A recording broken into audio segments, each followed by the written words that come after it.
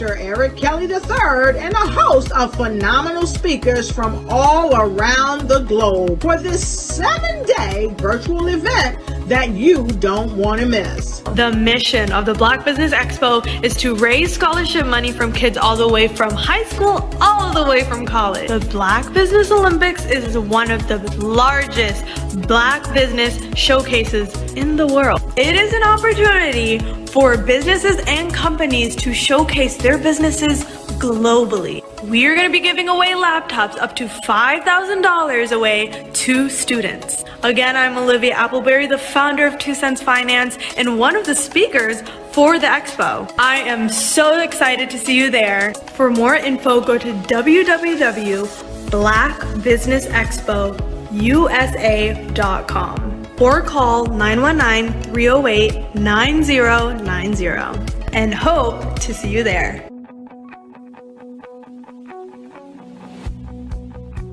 I am Black Business.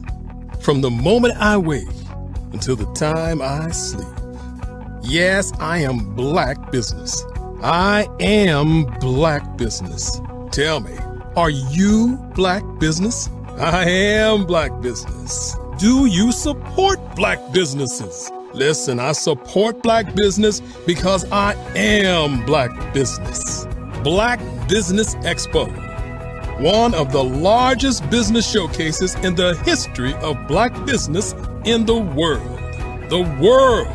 Sign up today at www.blackbusinessexpousa.com or call 919-308-9090. I am Black Business. I am Black Business. From the moment I wake until the time I sleep, I am Black Business. I am Black Business. Are you Black Business? I am Black Business. Do you support Black businesses? I support Black business because I am Black Business. Black Business Expo, one of the largest business showcases in the history of Black America in North Carolina. Sign up today at www.blackbusinessexpousa.com or call 919-380-9090. I am Black Business. I am Black Business. From the moment I wake until the time I sleep, I am Black Business. I am Black Business. Are you Black Business? I am Black Business. Do you support Black businesses? I support Black business because I am Black Business. Black Business Expo, one of the largest business showcases in the history of Black America in North Carolina. Sign up today at www.blackbusinessexpousa.com or call 919-380-9090. I am Black Business. I am Black Business. From the moment I wake until the time I sleep, I am Black business. I am Black business. Are you Black business? I am Black business. Do you support Black businesses? I support Black business because I am Black business. Black Business Expo, one of the largest business showcases in the history of Black America in North Carolina. Sign up today at www.blackbusinessexpousa.com or call 919-380-9090. I am Black business. I am Black business.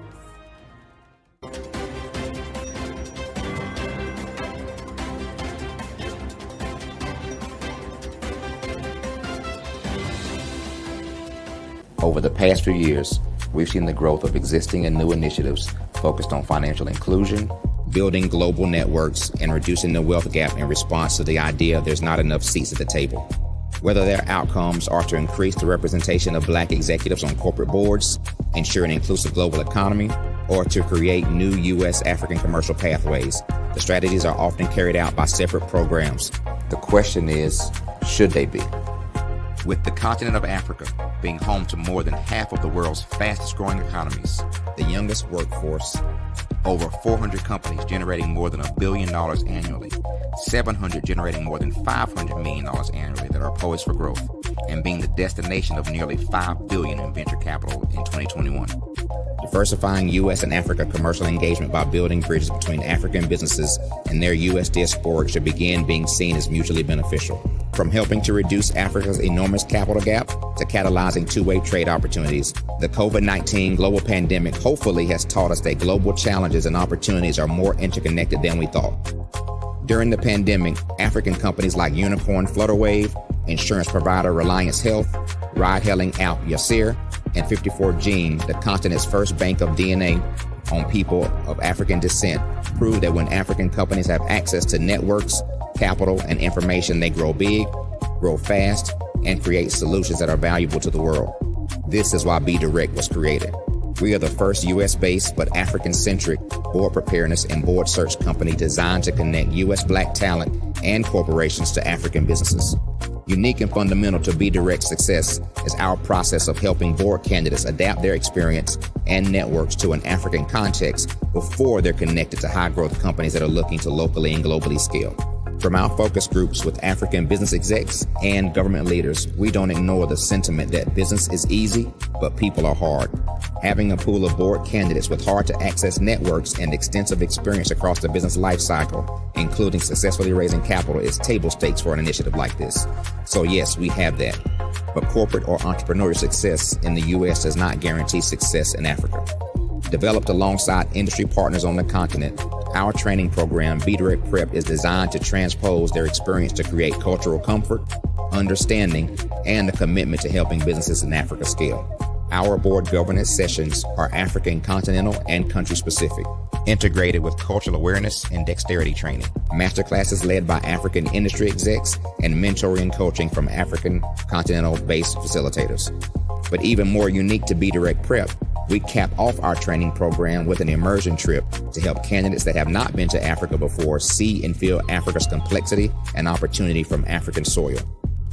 We all know traditional network-based board placement has historically left a lot of us out of ever really being in the paid board pipeline.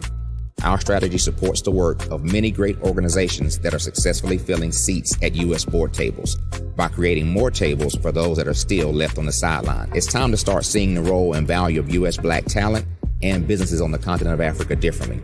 Old perceptions and habits limit economic inclusion. Let's transition Black talent and the African businesses they will support from the periphery of the global economy to its core.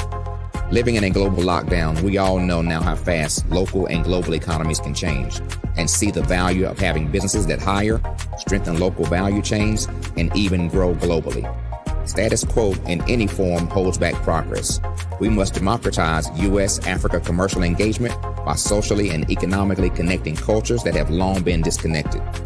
It's time for Africa's U.S. diaspora to redefine their global value by helping African businesses scale continentally and globally.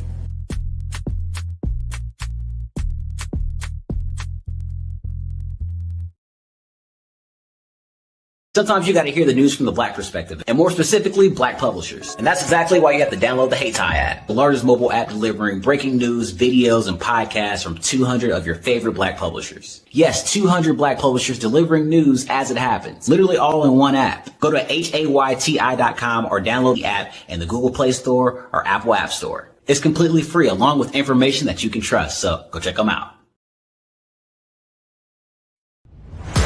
Social media is evolving. It's more vibrant, more colorful, more energetic, and so are you. It's not just photos anymore.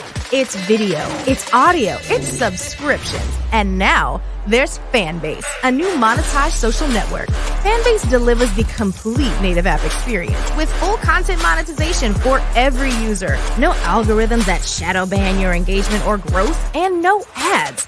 Follow anyone for free and subscribe directly to your favorite creators for $4.99 a month. Plus, show some love by tipping on any post. Also, make a Fanbase page and monetize your content the same way.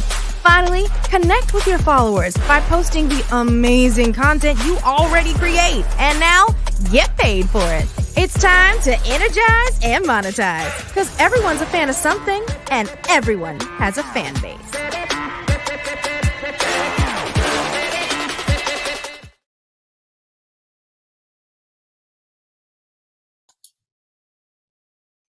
Hi, I'm Barbara Smith.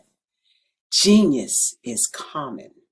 My genius is executive coaching and professional corporate training. As the master executive coach and corporate training ambassador for the Genius is Common movement, I help business owners craft their stories in such a way that you know exactly what they do, what they have, and what they bring to the table. Many times as business owners, we are asked, so what do you do for a living? And we could be crushing in our businesses, but we're not quite sure exactly what to say in a short amount of time. Well, I help you take those stories that are the reason why you're in business and why you're so passionate about your business and craft them in such a way that people are drawn to you, as opposed to being repelled by you. Because every conversation, every time you talk to someone about your business, you are excited about it. But are you really conveying what you do, what you have, and what you bring to the table? And do really people understand why you care so much and why they should care that you have the solution to their problem? Well, I'm here to help you with that. As a master storyteller, I can help. Did you know women represent just 3% of Fortune 500 CEOs and less than 15% of corporate executives at top companies worldwide? Have you wondered what the secrets are to getting into the top ranks, whether in the private or public sector? Do you want to figure out how to stop being held back in your career or passed over for promotion? Then you're in the right place. Hi, I'm Dr. Madeline Ann Lewis, President and CEO of the Executive Women's Success Institute. I have decades of experience in the military, the federal government, and corporate America. And my mission is to help women succeed and tap into their full potential. I want to reach 1 million plus women around the world to become the leaders they are meant to be. So if you want to move into a management or executive level position, or maybe you are a female veteran transitioning out of the military into business entrepreneurship, then reach out to the Executive Women's Success Institute at 301-693-3284. Let us get you on the fast track to success.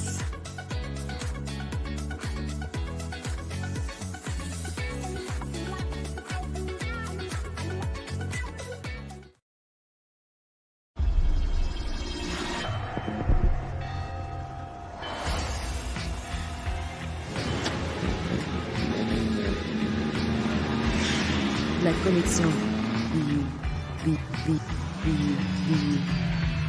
la collection BU, BU, BU.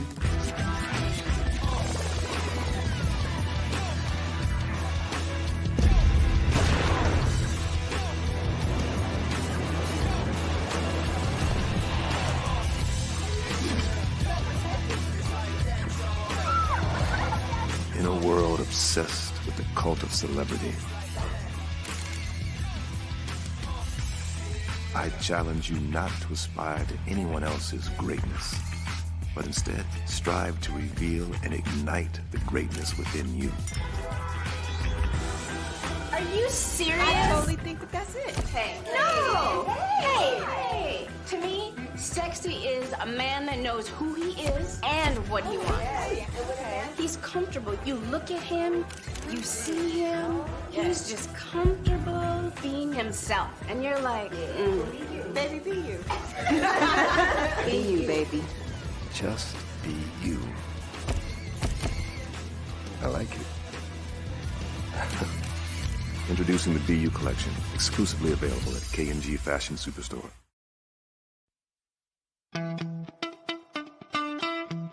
How many times have you been asked to help someone you didn't even know, a student, a business entrepreneur, or did you ever even ask, where did they end up?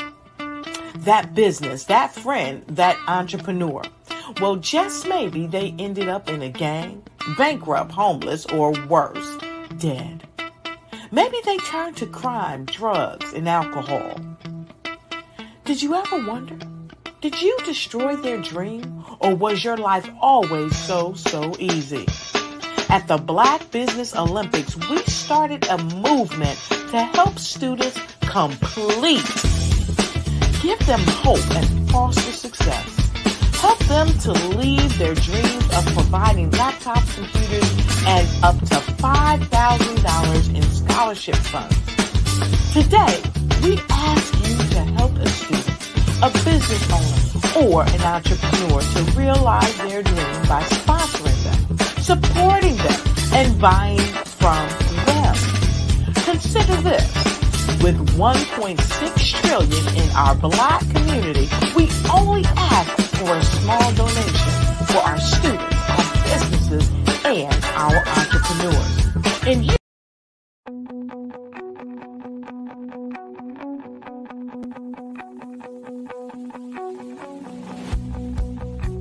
I am Black Business. From the moment I wake until the time I sleep. Yes, I am Black Business. I am Black Business. Tell me, are you Black Business? I am Black Business. Do you support Black businesses? Listen, I support Black business because I am Black Business.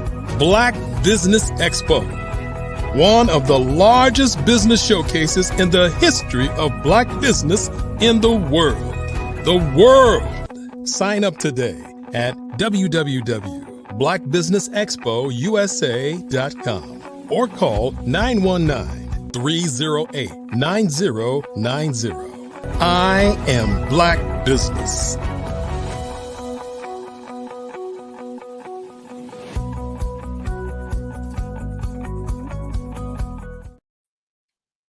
Great day, business owners, entrepreneurs, thought leaders, and corporations.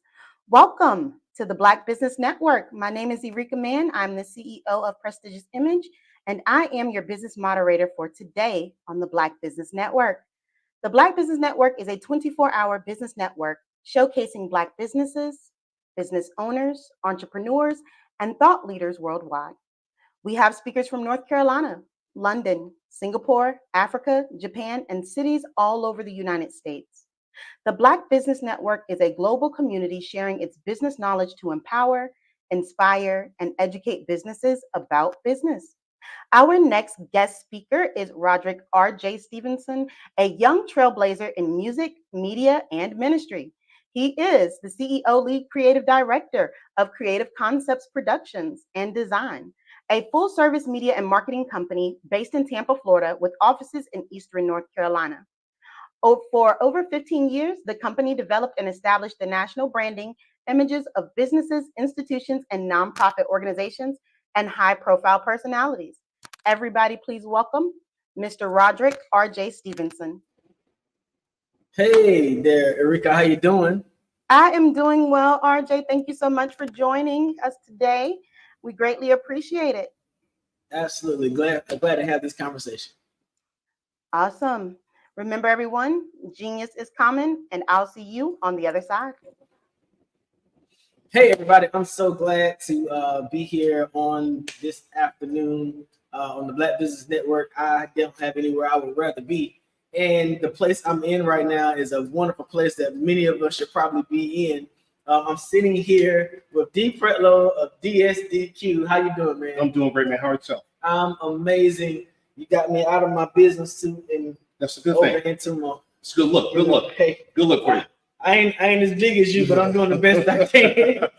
Man, tell everybody about what you do here at DSDQ. Oh my gosh, I do everything from personal training, athletic training. Right now, my background experience has got me leaning more towards weight loss management and really lifestyle changing. I'm finding another niche in the industry where I can kind of figure out how to help people get from point A to point B, and trying to help them to understand the fact that change is good. You have to understand why you're making that change, and there's a real purpose behind that change.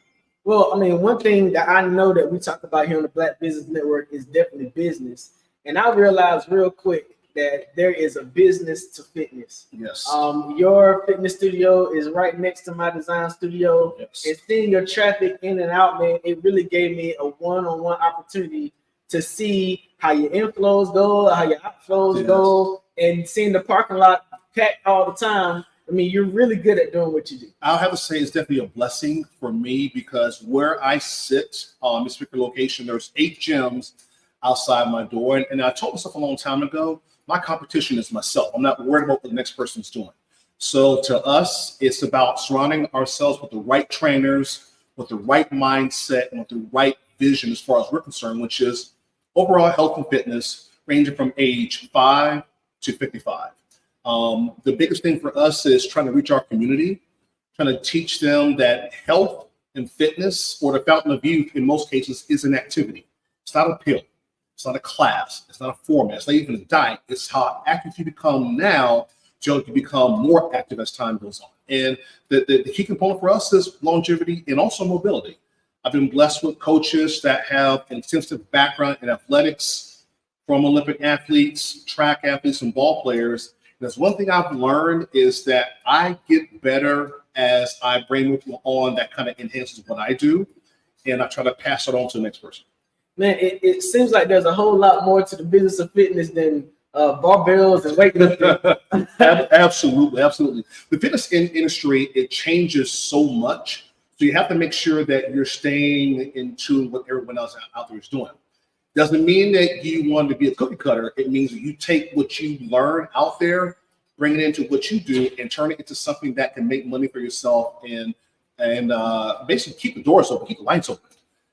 The biggest thing that I've been blessed with, fortunately, is being able to listen to my clients, listen to other trainers that come from other demographics, and try to figure out what's the best thing I can do for my clients in my community, and to be able to make money in that process at the same time.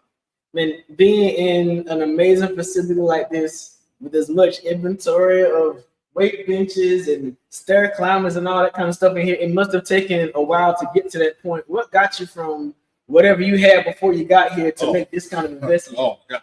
Quick backstory. I started out in Parks and Recs. I went to every gym that I could think of because I come from a Gold's Gym background as a fitness instructor. And trying to get your foot in the door with other gyms, their first thought is you're trying to take from them. I'm like, no, I'm trying to contribute to what you're doing. So my idea was, if I go to places that are free, which is the Parks and Recs, we're paying for them in our taxes, but we weren't really using them. And then I decided, let me just create programs for the ones that need the most help as far as I was concerned. In my case, having 5 children, it was the teachers. The educators are underappreciated and undervalued. So the best thing I could have done for myself and my kids was to help them to become healthier. And in the process, I created a branch or division of Biggest Loser not realizing the fact that you must contact them to use their logos and everything else. And it ended up being a program where from 12 people the first week to 87 people within 2 weeks. After that, I got a phone call from an unknown number, and I never answered those phone calls and pick up the phone and say, hey, my name is D. This is so-and-so from NBC, local affiliate here in Fayetteville. I'm out of Raleigh, North Carolina. Pick myself, okay, yeah, someone's trying to punk me or something like that. So what's going on here? And come to find out that one of the teachers that I was teaching, their husband, actually worked for the NBC affiliate here locally. So going from that to meeting with people and bringing them over to the program, I was able to create a smaller version of Biggest Loser, which to me it was about the trainers, the counseling, the nutritionists, and being able to turn it into a community action event, which actually gave me even more ideas to do more classes. So I never really want to focus on being the next big gym. I wanted to be the next best gym that I could figure out. And then it came down to who can I work with that's going to help me to fulfill my goals and my vision. Man, that's amazing about not really looking at yourself based on what everybody else is doing, but doing the best you can. Right. So I've experienced a transition. I've moved from Tampa, Florida, relocated to North Carolina. I still go back and forth. I still travel quite a bit for work. But I've noticed that from one season to another, I'm here in North Carolina. I've established a photo and video studio doing a lot of production stuff. Right. And it's caused me to be a little more sedentary than I was before. Well, any change, you have to make those adjustments regardless of what the situation is. I mean, going from Florida to North Carolina, that distance in itself is one thing because the pace is different, the lifestyle is different. What I find that most people have to do is they got to remember the fact that if you came from place A, you're going to, let's say, place B, C, or D, don't forget who you are, because the moment you start to get complacent or you get caught up in trying to reestablish yourself, well, you're already established. You just moving locations. So the biggest thing that I've seen for you, I mean, I met you based in passing about a month ago. Yeah. You're like me. You don't sit still. You don't stop. You have two speeds, fast or sleep. And that's one thing that's going to carry us a long way. But, it's just routine more so than anything else going to help us keep ourselves going to get back. Now, I don't sit still, but somehow, man, I'm here in North Carolina eating pork barbecue again.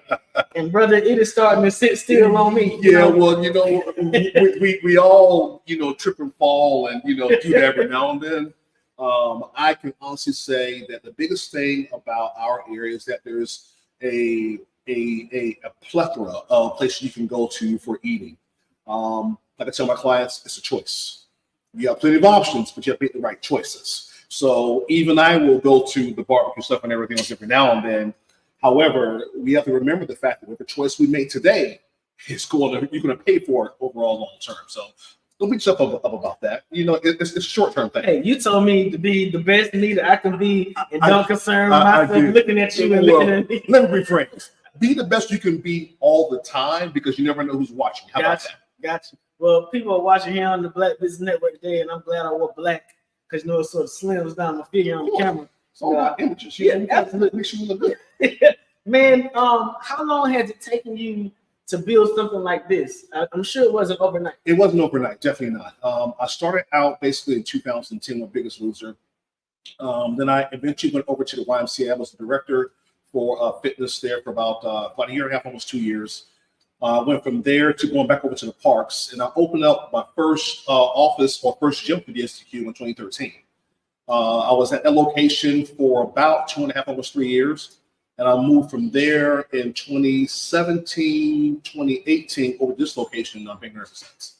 The process, it was kind of tough because going from the parks outside, because not really having a brick and mortar gym, you figure out pretty quick who your friends are. It's like loading up your truck in the middle of the night or early in the morning, writing down boards from your boot camps, trying to figure out who's going to show up and making sure that whatever you give them is enough to where they can come back. Because you want to give them everything. You want to give them just a taste of what you do. But I've been blessed and fortunate to where my roots have been in Fayetteville. I've been here since, I'm going to go too far. I've been here for a long time. But what's been lucky for me is that the people that I've been able to meet and associate with have roots here in town as well, too. So I was able to take that and cultivate it into making new friendships, new relationships, or collaborations, so to speak. And from there to now, I've been fortunate to this will be my 10th year going into fitness on my own. So I've been pretty blessed with that. So this, of course, is the Black Business Network, and we talk all things business. Yes. We're talking about the business of fitness, but what have you had to do to scale your business from where you saw yourself with your clientele in the beginning? What makes a good client? What makes a good employee? What makes a good gym? Let's go back to the clients. I learned pretty quickly, don't chase everyone that comes into your door, because not everyone is going to get a perfect client for you. And it's not in the sense of trying to make money off every single person, because if you get caught up in that rat race, you'll get lost very, very quick, very, very easy. What I've learned is that once you create your own niche, stay true to who you are in your particular business, because that old adage that if you love what you do and you do what you love, it's not work. That's why I'm the kind of person that will get here at 4:30 in the morning and will leave about 7:30 at night, even come in on Saturdays and Sundays. So in that respect, it's been come down to my passion for what I do. Employees wise, I always tell the guys that come in with me, you don't work for me, we work with and for each other. We're just one big support system. And I've gone through some growing pains and, hiring or bringing the wrong people on board, because, everything is also about learning experience. But you find out pretty quick if their vision matches yours, because all of a sudden their attitude will change. All of a sudden it becomes a me thing as opposed to a we thing. Been very lucky thus far to survive the COVID era, to have to rebuild all over again.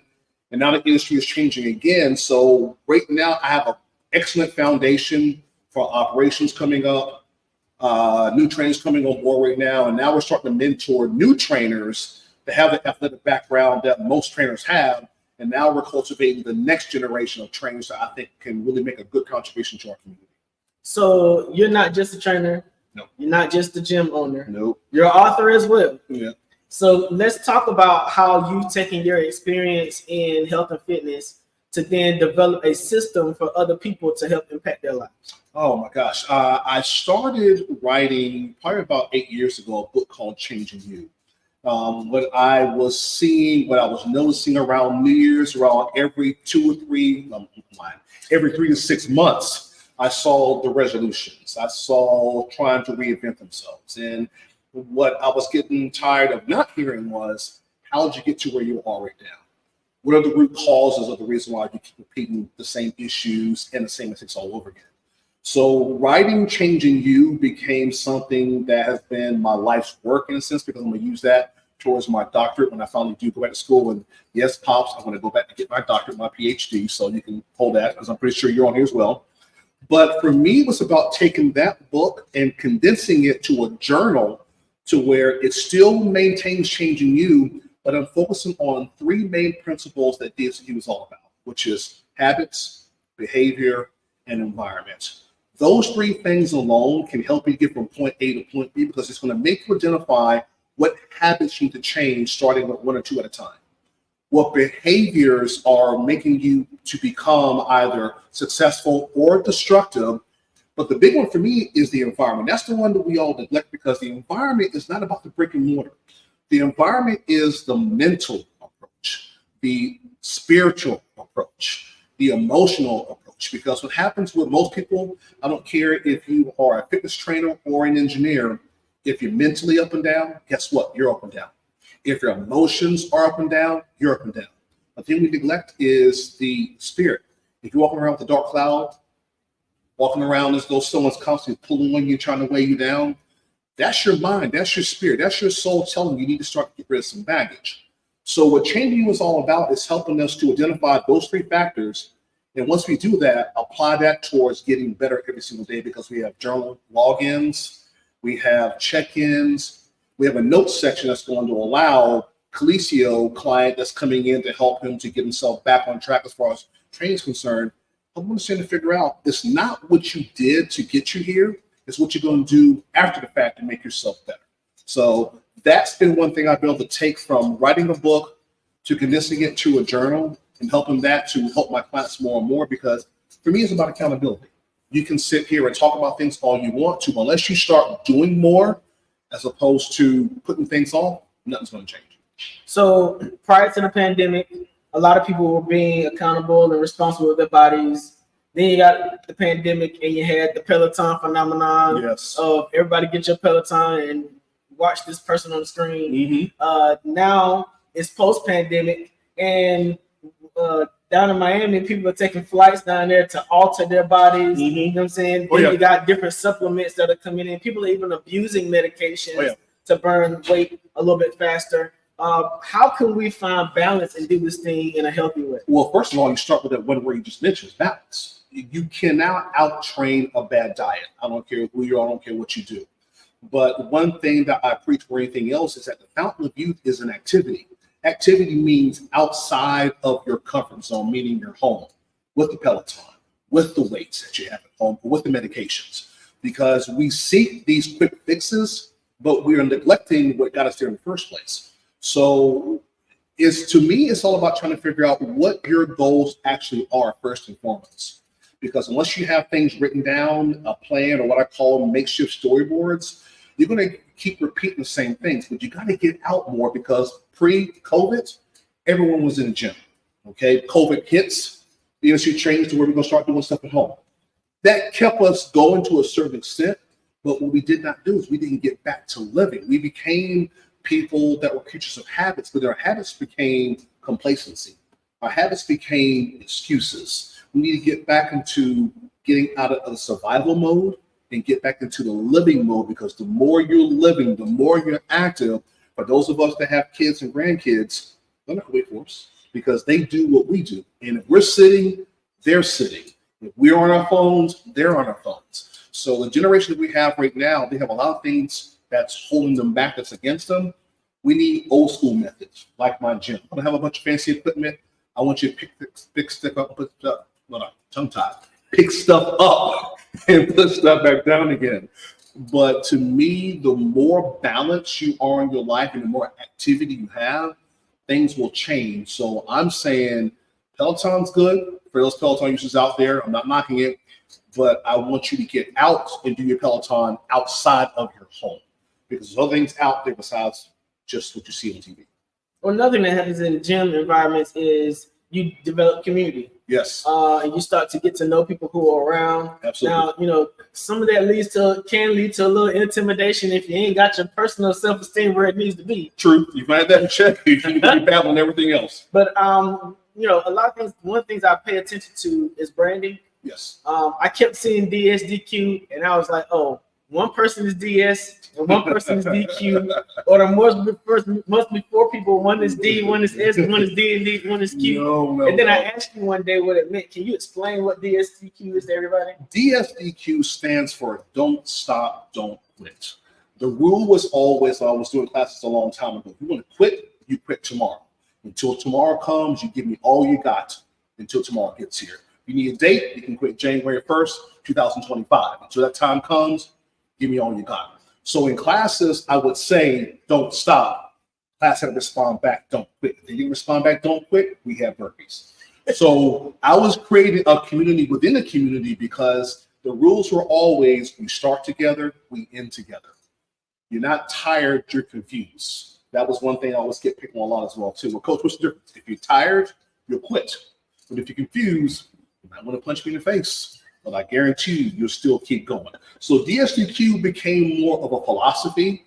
It became more of a lifestyle, because I want to be in your head when you're running that 5K, telling you, don't stop, don't quit. I want to be with you when you're on that track training, as most of my guys train a lot of athletes, telling you, don't stop, don't quit. Because the moment you don't listen to that voice, the one that's hungry, the one that wants to get back to where they were before, is the moment that you let yourself down. And with us, DSDQ, never let yourself down. So once I understood don't stop, don't quit, I started realizing you walk around wearing these don't stop, don't quit shirts. That's right. So how did you branch off into merchandising? Like, how did those other areas of business flow into the business of fitness? It came down to, like you said before, it was all about branding, because my brand was always about empowering people. My brand was always about trying to get into your head and making sure you did not remember, or you could not stop thinking about the reasons why you were here. If you wear something that says DSDQ, and in some cases I have on the back, don't stop, don't quit, that became more of a proverbial guardian angel on your shoulder. You think you're tired. You're not tired. You got to keep going. I need one more set. It became more along the lines of, as most big companies do when they're branding, they are trying to reach a part of you that kind of stops. I want to keep reaching that part of you that wants to keep going. So for me, branding is very, very important in business because you want people to remember who you are. You want people to understand what you're all about. And the branding portion of it is all about making sure that you recognize what you're going to and why you're going. Well, if you had given me a shirt in my size, I definitely wore it today. Well, I did the best I could. I will pick. I got one back just for you. Just for you. Man, what was it that gave you the confidence as an individual to take something that you saw as a lifelong goal in terms of fitness and turn it into a business? Because there's people who love to bake cakes. Right. But they're not quite sure whether or not they could bake cakes on a business level. What gave you that kind of confidence? It was, for me, it was about giving back. This was all about for me. It was never about in the very beginning making money, because to me, if I help enough people, the money will come. For me, it was about trying to figure out how can I help the next person become better. For example, my very first location, I had a wall in the gym was designated for members, for new members. And when you first sign up with me, you had to do three things. You had to go over to sign your name. You had to go over there to put the date that you came in, but you also had to make sure that you wrote down a quote that was going to be impactful for someone, because everyone goes through ups and downs. For me, it was making you a part of the community that we were creating, but it also made you give back to someone that may not understand why you're doing it. So that was the biggest thing for me. It was about taking risk on myself, because I was never a person that doubted what I could and could not do. For me, it was about, I got tired of seeing someone that was sitting down somewhere and all it took was someone saying, hey, how you doing? My name is Coach D. Are you having a good day? Or are you having a bad day? Or someone that wanted to lose weight but didn't know how to. My thing was, come on, we will figure it out together. So it was wanting to give back, but the ultimate thing for me was making my community healthier, one person at a time. I wasn't concerned about anything else at all, but everyone's overall health and fitness. So there might be somebody watching who's a Black business owner, investor, executive saying, hey, I've been spending my money at Planet Fitness and these other brands all this time, but what he's showing me is a different approach as a Black business owner of a fitness business. What suggestions would you have for a person who's an investor who's seen what you've done here to let them know that this is a viable business option? It's a viable business option because big box gyms are a dime a dozen, but small box, boutique, old school gyms are going to be around for a while, because these are the gyms like mine that are making more of an impact on each individual person. Because my gym, for example, is not an open gym. It is a closed gym, meaning you're not coming in here to train with us or to train with a trainer. And I do that for several reasons. Number one, I want my ladies that I train, because I train about 95 to 98% women, I want them to feel comfortable in their environment. That is a dying breed right now, because if your majority of your clients are female, you need to cater to that side of the market.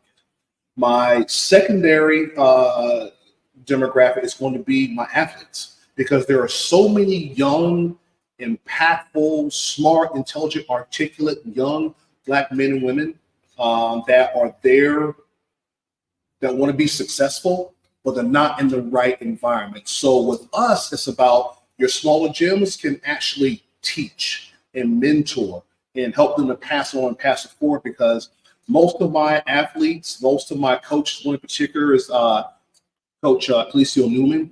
He gives back every chance that he gets, and I'll watch him and I'll learn from him, because he has athletes as young as 7 or 8 years old. He has athletes right now trying to go to nationals and hopefully to make it to where he got to, which was the Olympics. Those are the gyms that are going to be more successful, because we're giving back every chance that we get. Not saying the big box gyms don't, but we have the ability to cater to our community, one individual child at a time. Because if the children are the ones that end up being adults and being business leaders later on, what's their foundation? I call it the old school barbershop. We used to go to a long time ago, get our haircuts, and you hear guys talk about stories and everything else. It's those stories that's going to impact that little Felicio or that little Julie and little Sean coming up. And they're going to remember where they learned those lessons from. When you couple that with training and fitness, now we're teaching them the discipline about fitness and training. We're teaching them, in most cases, the business about physical training, but hopefully we're going to teach them enough to where as they leave us and they go to college and they become business owners of their own, they remember where they got it from. Hopefully it's from small businesses like mine. So I remember Richard Simmons sweating to the oldies. Oh, yeah. I remember the Beachbody. I remember all of those different Jane Fonda fitness. Why don't you have a track or series of videos that people can purchase? I used to have one. It was actually called Grind. And believe it or not, it's crazy enough. I learned from the Beachbodies, from the Sean T's and the Tony Hortons and the influencers out there of the world. And the format that I created was called Grind. And it was a combination of HIIT training, boxing training, combat training, and old school boot camp style. And I turned it into a classic format to where Monday, Wednesday, and Friday, it was HIIT. Tuesdays and Thursdays, it was more boot camp.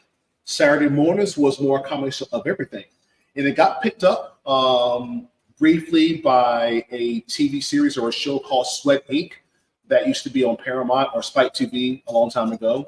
Had an opportunity to go visit with them. And at the time, I was going through some family things at home, and I could not afford to leave for that period of time. So my goal was to get back to that grind, because when you start to create programs that are catered to your individual demographic or your market, you will in turn don't want to use this as one more reason, but you'll make more money long term because now you're catering to your community, your demographic, your society. And we need more programs for us, because when you reach a certain age, I'm 54 and proud to be 54 years old.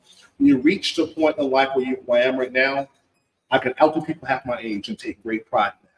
But one thing I take even more pride of is learning that as you get older, you must get better.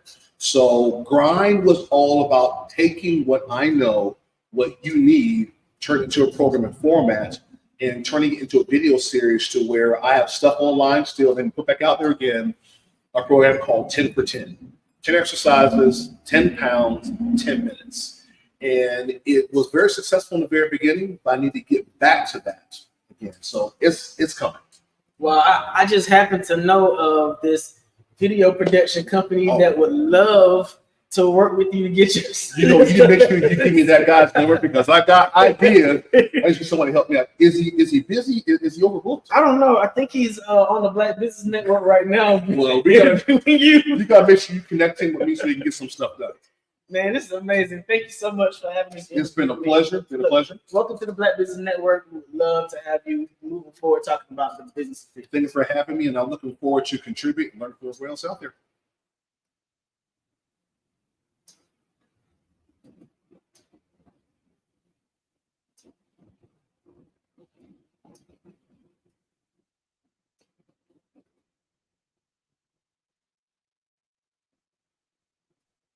Hey everyone, it's Grant McGaw, CEO of 5-Star BDN.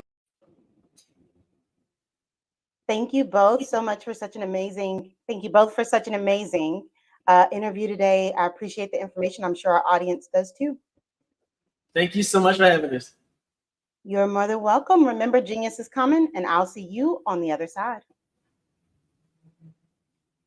So, the Black Business Expo's mission is to raise funds for high school seniors going to college or K-12 entrepreneurs.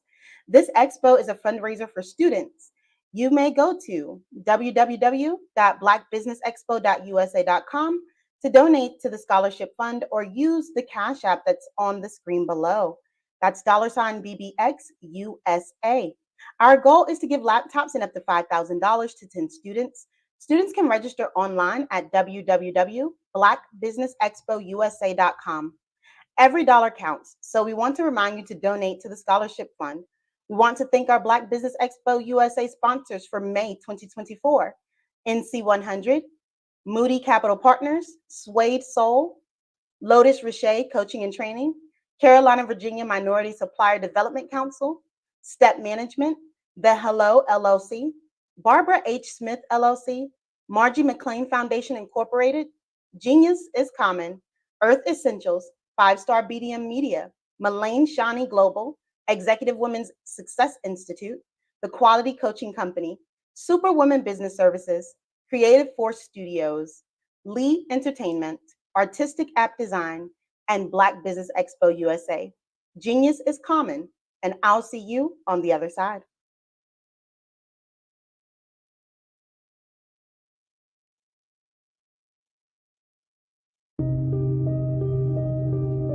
The Black Business Expo is changing my life. This year, they are giving away laptops and even $5,000 in cash to students just like me. I'm Alexis, and I want to go to college to fulfill my dream of becoming an entrepreneur. Help the Black Business Expo going to www.blackbusinessexpousa.com and also becoming a vendor, a sponsor, or donating.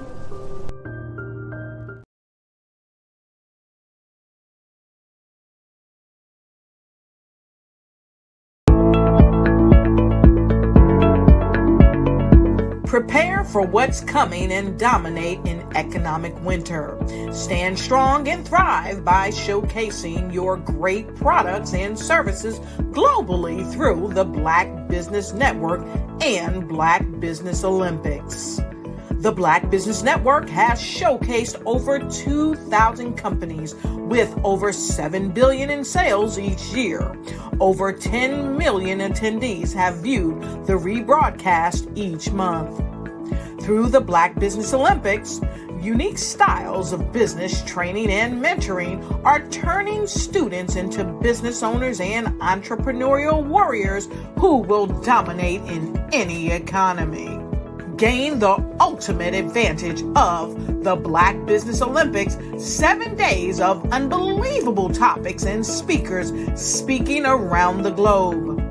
Donate your time and experience to provide expertise and scholarships to students worldwide and change the world.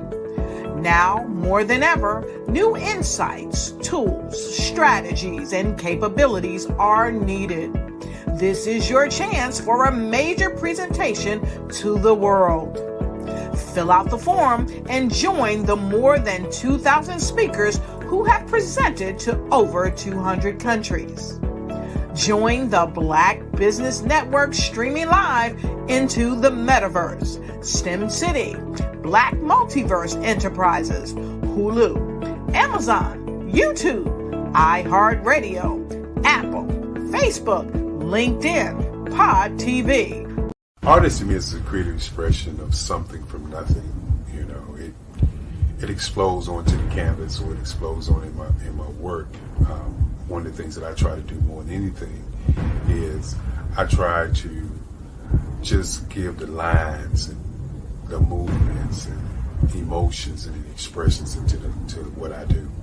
Art really means to me a chance to express how I feel deep down inside. Most of my art begins as a thought that I might have, you know, whether it's sports, whether it's history, whether it's a woman or a man. It pretty much starts as an idea of thought before I get into the actual image of what I'm going to draw. I do a lot of historical pieces. I was a history minor in college, and I love to do history pieces. And a lot of times I'm thinking about history, and then I try to make that history impact you as you look at it. That's one of the reasons I do pictures so large.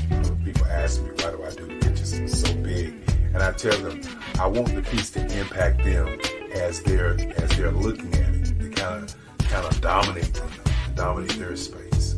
And most of my pieces I try to do off page. I don't try to do anything that's going to be in those four corners or in a square. And I want your imagination to be a part of the piece that you're looking at.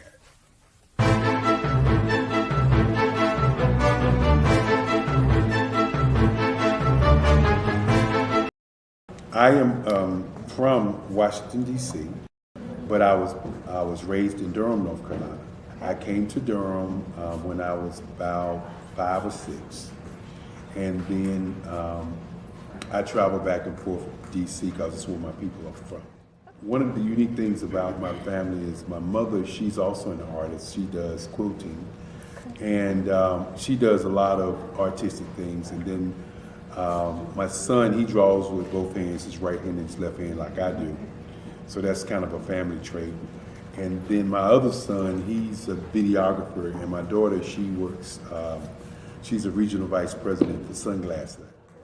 When you start out drawing and sketching, you want to continue to explore, you know, each avenue. I do pastels, I do pen and ink, I do painting, I do acrylics. I haven't done oils yet, but I try to do all facets of art. What I say to a lot of times to people is, you know, you can't put yourself in a box when you're an artist. You have to explore. And over the course of my life, I've tried to explore different mediums. I also do sculpture as well.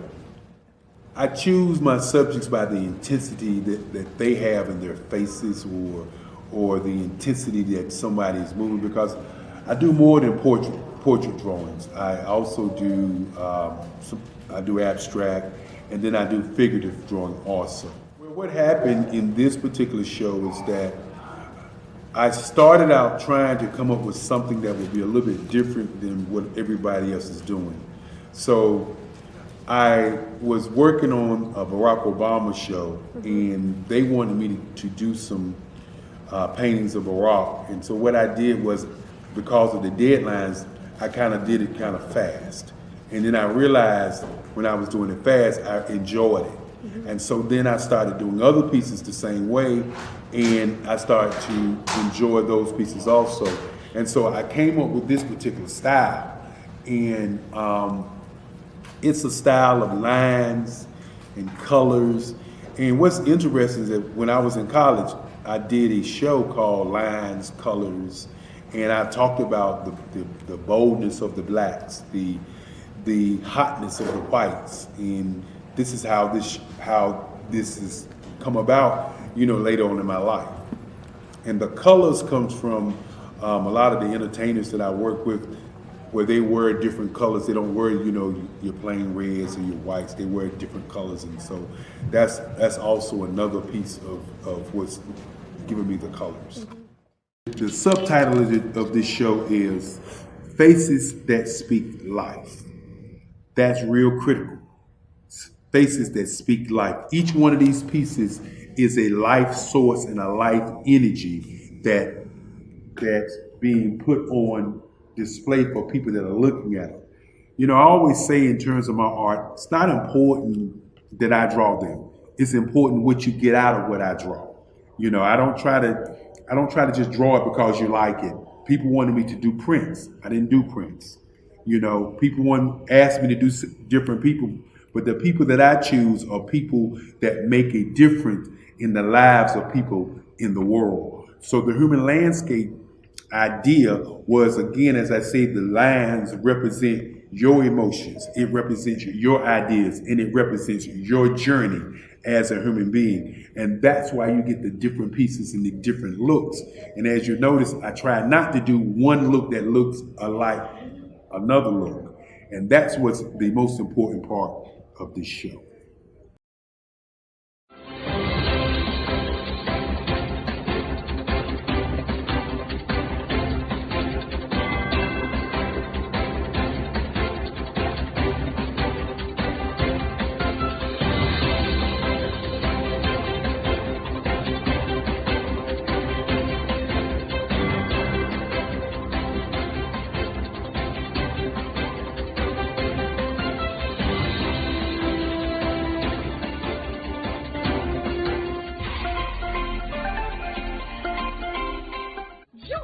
Dr. Eric Kelly III and a host of phenomenal speakers from all around the globe for this 7-day virtual event that you don't want to miss.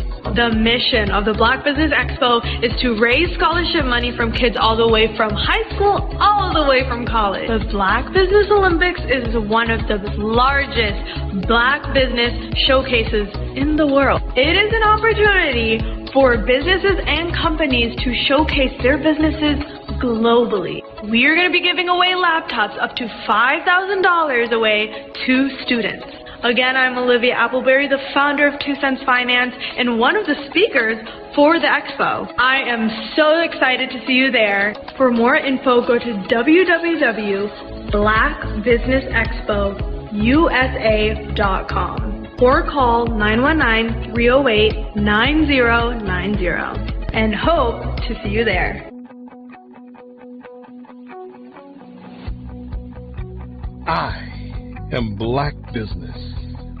From the moment I wake until the time I sleep. Yes, I am Black Business. I am Black Business. Tell me, are you Black Business? I am Black Business. Do you support Black businesses? Listen, I support Black business because I am Black Business. Black Business Expo, one of the largest business showcases in the history of Black business in the world. The world! Sign up today at www.blackbusinessexpousa.com or call 919-308-9090. I am Black Business. I am Black Business. From the moment I wake until the time I sleep, I am Black Business. I am Black Business. Are you Black Business? I am Black Business. Do you support Black businesses? I support Black business because I am Black Business. Black Business Expo, one of the largest business showcases in the history of Black America in North Carolina. Join Dr. Eric Kelly III and a host of phenomenal speakers from all around the globe for this 7-day virtual event that you don't want to miss. The mission of the Black Business Expo is to raise scholarship money from kids all the way from high school, all the way from college. The Black Business Olympics is one of the largest Black business showcases in the world. It is an opportunity for businesses and companies to showcase their businesses globally. We are going to be giving away laptops up to $5,000 away to students.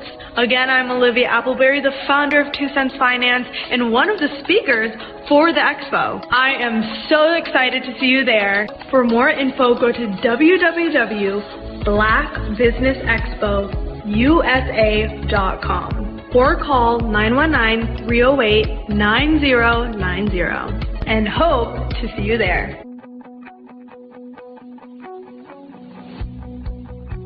I am Black Business.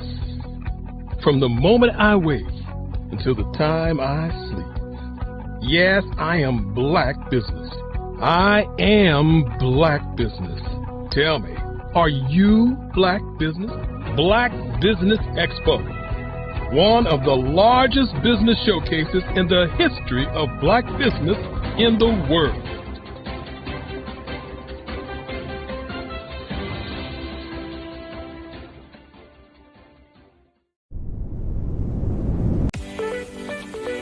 You are in the right place at the right time. The Black Business Network opens again for its Black Business Olympics, a 24/7 broadcast on business, strategies, global branding, social media marketing, finance, advertisement, and much, much more.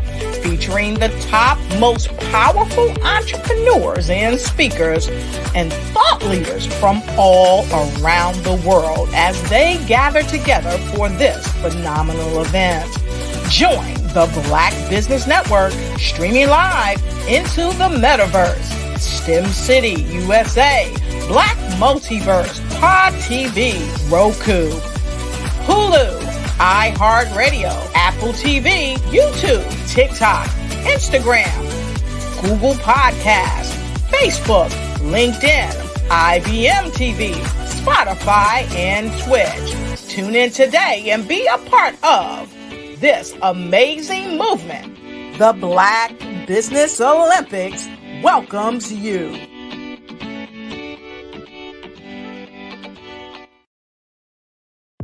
The Black Business Network and Black Business Olympics are essential platforms for Black business owners globally.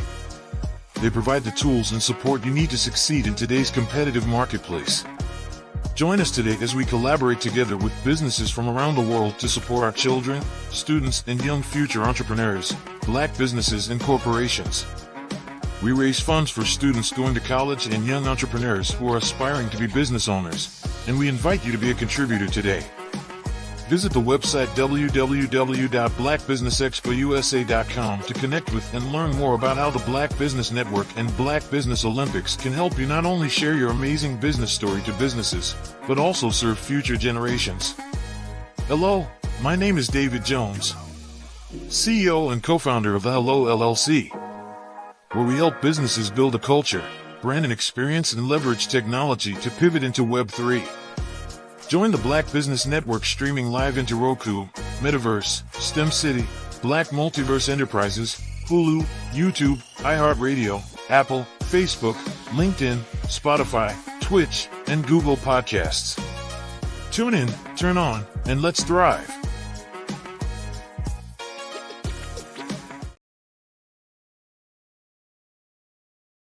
The Black Business Expo's mission is to raise funds for high school seniors going to college or K-12 entrepreneurs. This expo is a fundraiser for students. Please, you may go to www.blackbusinessexpousa.com to donate to the scholarship fund or use the Cash App at $BBXUSA. Our goal is to give laptops and up to $5,000 to 10 students. Students can register online at www.blackbusinessexpousa.com. Every dollar counts. Please donate to the Black Business Expo USA Scholarship Fund.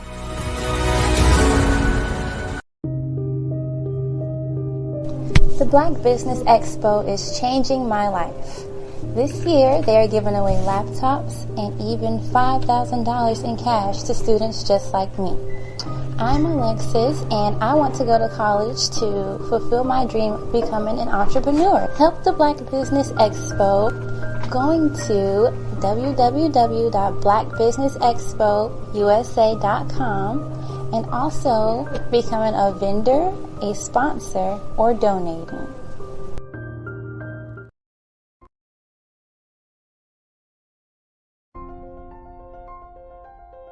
What if you could build your own city? A place where every child can find nurturing people to help them achieve their full potential. A place where every adult can access job training support. Where health education is abundant. Where social justice ruled the land. A place without limitations. Welcome. You have arrived at STEM City USA. It is what every city should be.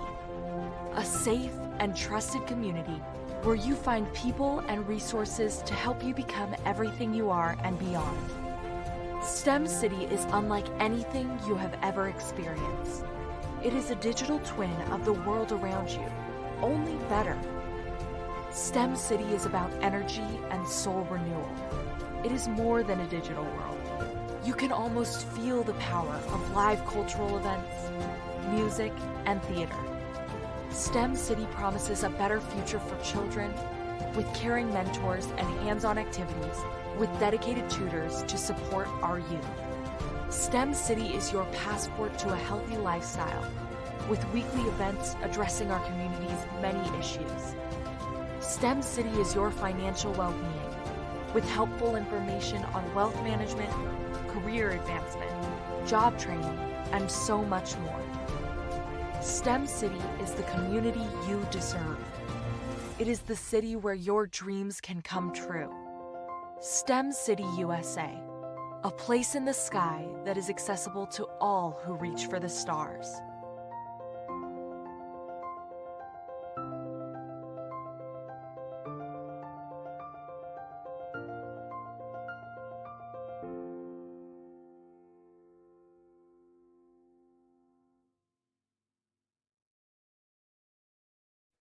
Hey everyone, it's Grant McGaw, CEO of 5-Star BDM and host of the award-winning Follow the Brand podcast and TV series, where I help you to build a 5-star brand that people will follow.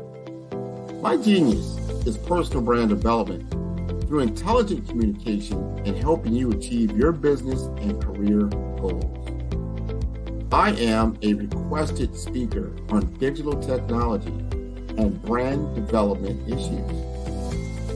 I want to work with you to increase the value of your current opportunities while attracting new ones. Every one of you is unique, and we all share challenges that can be addressed through smart branding. As a super connector, I work with you as an executive coach to guide you along the complicated business and career development road, providing the enhancement tools and information you need to succeed. Together, I will help you succeed in today's challenging business climate. I will evaluate and measure your progress. Best of all, I am right alongside you every step of the way. Build the brand called you. Genius is coming.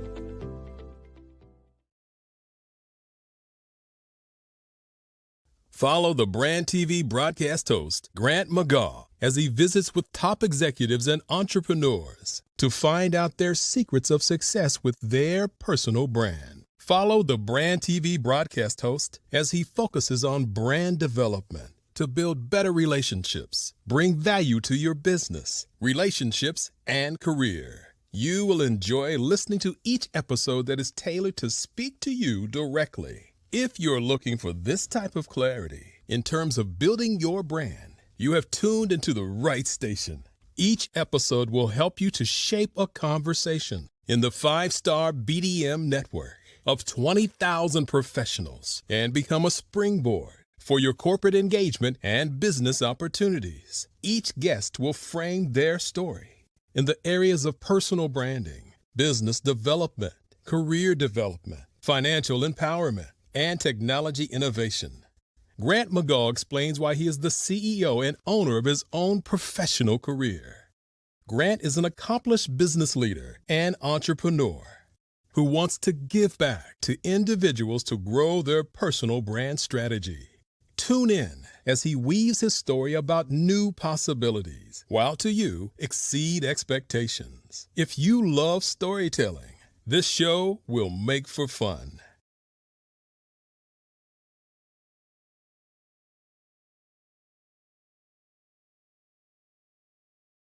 Five-Star BDM, Brand Development Masters, is a professional consulting and advisory group keenly focused on business development services for the small to mid-sized business and entrepreneurs. Although every business is unique, they often share business development challenges that can be addressed through smart branding. Services include process improvement and operations, digital strategy and transformation, business intelligence, digital marketing, and personal branding. Our business and personal branding company has helped a number of professionals and organizations to optimize and grow. This results in more business, more opportunities, better reach, positive outcomes. Visit www.5starbdm.com today to learn.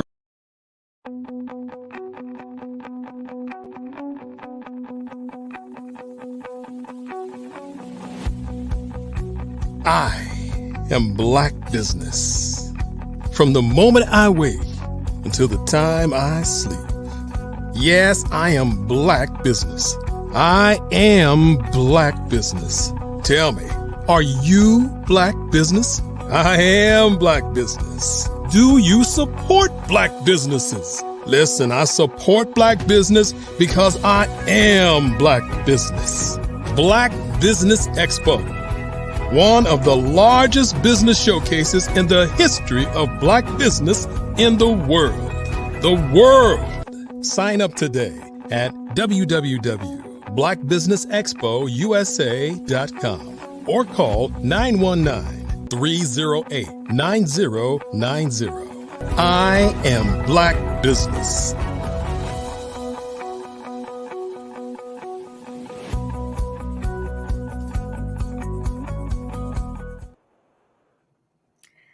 Great day, business owners, entrepreneurs, thought leaders, and corporations. Welcome to the Black Business Network. My name is Claudette Forbin, and I am your business moderator for this afternoon on the Black Business Network. The Black Business Network is a 24-hour business network showcasing Black businesses, business owners, entrepreneurs, and thought leaders worldwide. We have speakers from North Carolina, London, Singapore, Africa, Japan, and cities all over the United States. The Black Business Network is a global community sharing its business knowledge to empower, inspire, and educate businesses about business. Our first speaker today is myself. I am a personal financial professional. And so let me tell you a little bit about myself. I'm born and raised New York City girl. I've had a career as a lawyer, a realtor, a manager in the food space. Now people says, "Oh my gosh, Claudette, that is so many different careers," and I'm like, yeah, but they all had a common theme. The common theme is whether it was as a realtor helping people find their forever home or their home, as a lawyer helping people with their legal issues, or in food service, where I was helping people understand how important it is to eat healthy. It was all about how can I bring value to people's lives. So I'm going to be presenting to you today. And now, as I said, I am a personal financial consultant. My tongue is twisting. Personal financial consultant. And I got into this space because it was, it was almost 20 years ago. In 2009, my mom had a stroke. And here was this woman who's, she's a single mom, raised 3 kids. I'm the middle of 3, oldest girl, middle child. Hey, hi, middle children. And I watched her as she handled all the challenges and everything that comes with being a parent, and especially a single parent during the 70s, the 60s and 70s, where all the social networks that we take for granted today did not exist. In those days, you didn't pay your Con Ed bill. Con Ed, listen, I'm in New York City. Our electricity provider's Con Ed. You didn't pay your electricity bill, they shut it off. They didn't care who's in your house. Today, that doesn't necessarily happen so quickly. So I watched as she faced and overcame every challenge and fought to give us a start in life, making sure that we went to school. My mom is West Indian, so we went to school, got good grades, got jobs. And then I watched, and as we got older, our lives went on. I was the one with her. She had a stroke. And this vibrant woman who literally one day, was driving herself back and forth to church, participated actively in church, went to see friends, now was mobility challenged and suffered from vascular dementia. So she went from being very independent to not being able to be left alone. So myself and this is a common story, having a parent, a loved one, all of a sudden needing someone to care for them, and how you have to adjust your life to take care of that person. Now, after we got things in place to make sure that someone was always with her, I had one of those moments just sitting on the side of my bed. And I realized that as I am not married and I don't have kids, who would be the one to take care of me if something would happen to me? And being a former attorney, I know this one thing, that you have to ask the right question to get the answer that you seek. So I started asking questions, and I started with my circle. And I went to one of my, best friends, and I said to him, and I was explaining my situation, and he knows me, he knows my mom, he knew my situation, he knew all that. And he introduced me to a friend, a mentor of his named Sonny. Now, Sonny started sharing with me all these principles and all these tools that are available to the middle class to help them be more financially secure. Now, I am very well educated, and I am an absolute squirrel brain. You know, I love information. So like a squirrel, I'm always gathering nuts of information. And when something interests me, I'm like, ooh, let me learn more about this. Let me find out more about this. And I'll delve into it until I've learned all that I want to learn. That's who I am. And I love to be able to then pull that out and use it in any way I can. So I'm always a gatherer of information. And I'm listening to Sonny presenting me this information, and I realized I've never heard of any of these things. I didn't know that these tools, these strategies were available to the middle class community. And I said to myself, if I don't know this, does my friends, my family, does my community know this? See, what's interesting is I've been in this, and really the answer to that question is no, they don't know this. So what's interesting to me is as I have, grown and perfected my knowledge within this field, financial industry is very large, vast, very complex. And with the right person to guide you through, the shores, the rocks, etc., you really can get to where you want to go. But it occurs to me that, what I've learned is that when it comes to finance, the most important thing to have in place is, what is your goal? What is it that you are trying to accomplish with what you're trying to do financially? Sometimes it's just, I want to save money. And that's totally fine. That's totally okay. But if you have a particular goal, like I want to send my kids to college without, having them experience crushing debt. I want to be more tax advantaged. I want to leave money for my children upon my passing so that they have that step up. I want to create that generational wealth. I want to be that person to start that and to train my children and my children's children for as long as I can on how to be stewards, good stewards of the blessings of finance that they have. That's your goal. If that is your goal, then how do you reach that goal? So the number one thing is to have a goal. But most of us are in what I call the hamster wheel. Get a job, pay bills, buy stuff. Pay bills, buy more stuff. Plan a vacation, buy stuff to go on vacation, buy stuff because you want to buy stuff. Have too much stuff, get rid of stuff, and buy more stuff. Most of the time, there's a limit. There's no thought of the what ifs of life. Here's a prime example of what I'm talking about. COVID. We all remember COVID. We all know COVID. We are still recovering from COVID. And for those who were able to shift from a office to a work from home, those who were the first responders, I have families who were first responders. I thank you for the sacrifice you made during this very trying time. You were okay financially, maybe not mentally or physically, but you were okay. But for those who were not in that position, they fell off. They fell over the cliff. From 2008 until 2019, we were on a financial trajectory that had not been seen. The market was doing extraordinarily well. People were getting jobs. Things were going so well. A lot of things that you would hear about were like minimize people like, yeah, life in the world is good. And then all of a sudden we had COVID.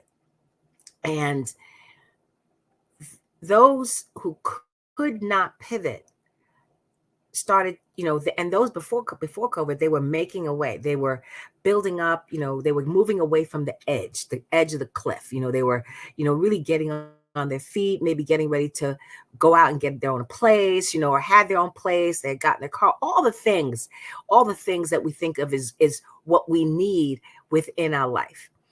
And then COVID happened, and because savings was never a part of their mindset, they quickly, that diminished, and everything they worked off, they started losing. They lost the car. They were struggling to feed the family. There was moratorium, so they stopped on rent. So they weren't worried about that. But everything else, you still needed money to go shopping. Regardless of what you think how it went, it was a very difficult time for people who could not find work. And as the world continued to shut down, where you could not be in a position where you were working amongst people, how did you support your family? I'm going to say it again. We are still seeing the ravages today. And why is that? And then there were people who, even if they couldn't pivot, they seemed to be okay. What was the difference? Because they had thought ahead. They had savings. They had thought that if something goes wrong, I want to have this amount of savings to carry me over until I regroup. So they had at least 3 months of savings or 6 months of savings. I have a friend who has 3 years of savings. I was like so shocked. Who has 3 years of savings? But if he lost his job, he could go for 3 years and not worry about it. Wow. And so during COVID, if he wasn't able to pivot, he would have been okay for at least 3 years. That's pretty awesome. But for the majority of people, because of a lot of the misinformation, they figured 3 months would be enough. It wasn't. We all know that. 6 months wasn't enough. 9 months wasn't enough. So even if you staved off falling off the cliff for 3-6 months, you did fall. So as we went through this, and I listened to people and I saw the ravages, and for those who were able to pivot, they began to realize they had to shift the way they thought about things. See, now this is the thing. And I've had this conversation often. When you talk about someone who's wealthy and they're like, well, they had everything given to them. It's easy for them. That's not true. Let me share this with you. Again, I'm a squirrel brain. I'm always looking for stuff. So on YouTube, and I talk about this because I really want to encourage you to take a look at it. On YouTube, there's a channel called Useful Charts. And in this chart, there was a chart about the family called the Rothschilds. Now, almost everybody knows what wealthiest family in the world. Okay. Matter of fact, so wealthy people even forget about them because they're wealthy, they're quiet, they go about their business. They're the wealthiest family in the world. But here's the thing. If they weren't always a wealthy family. The original founder, the original patriarch, so to speak, was named Meyer Rothschild. And he had a job as an aide de camp, an aide to a family. And there was a different term for what he is, but I'm going to use this one because the other one is like, oh, wow, that's where that stereotype came from. Really interesting. And he was so good at handling the financial affairs of the royalty, the aristocracy during that time, that he basically built a business around this. And he taught his sons, he had 5 sons, and he taught his sons the family business. And he taught it, the one important thing he taught his sons was to make sure that within their family line, they identified the next person who was going to be the head to keep the family business going. Because from that person, that's how the money kept flowing to allow the rest of the family to do what it is that they wanted to do, whatever their thought was. But Meyer, though he was wealthy, he knew he was planting a tree that he might not necessarily whose shade he might not necessarily sit under. That's old. That's an old expression.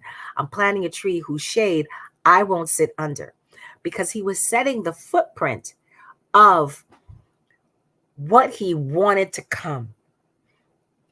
And because he did that, 100 years later, this family is still the wealthiest family in the world. Contrast that to a family called the Vanderbilts, equally as wealthy as the Rothschilds. Same thing, started with one person. From that one person it grew. But they felt that money was always just going to be there. It was just going to show up all by itself. You didn't have to do anything. Everything was just going to be fine. And that's not the case. Today, the Vanderbilts are not a wealthy family anymore. They are well off and well to do, but they are nowhere near the level of wealth that they were when that family first started. Why? Because what was the difference between them is you had one person who understood money. You had to understand how to make money work for you and understand how these tools fit together. And that there had to be somebody that had to keep doing that in order to keep the money flowing. Because if you didn't, eventually this tap was going to stop. Rothschilds, Vanderbilts. So within the platform why I like the platform that I became a part of was not only did I learn about these tools, what I also learned was the raison d'etre, to be exact, the focus, the mission of my platform was to educate the people on how money works. I said earlier that the financial services industry is vast. There's so many pieces, and you hear about the stock market. Everybody knows about the stock market, but there's so many pieces beyond that. The stock market is a really small, it's a small portion of what really goes on behind the scenes. And those who are in it, even those, whatever part they're in, what they know is specific to that, but it's not what the average person knows or understands. They understand corporate finance. They understand big dollar finance. Some people work in a world. I met a guy who was in corporate finance, and he dealt with accounts that were moving millions of dollars an hour.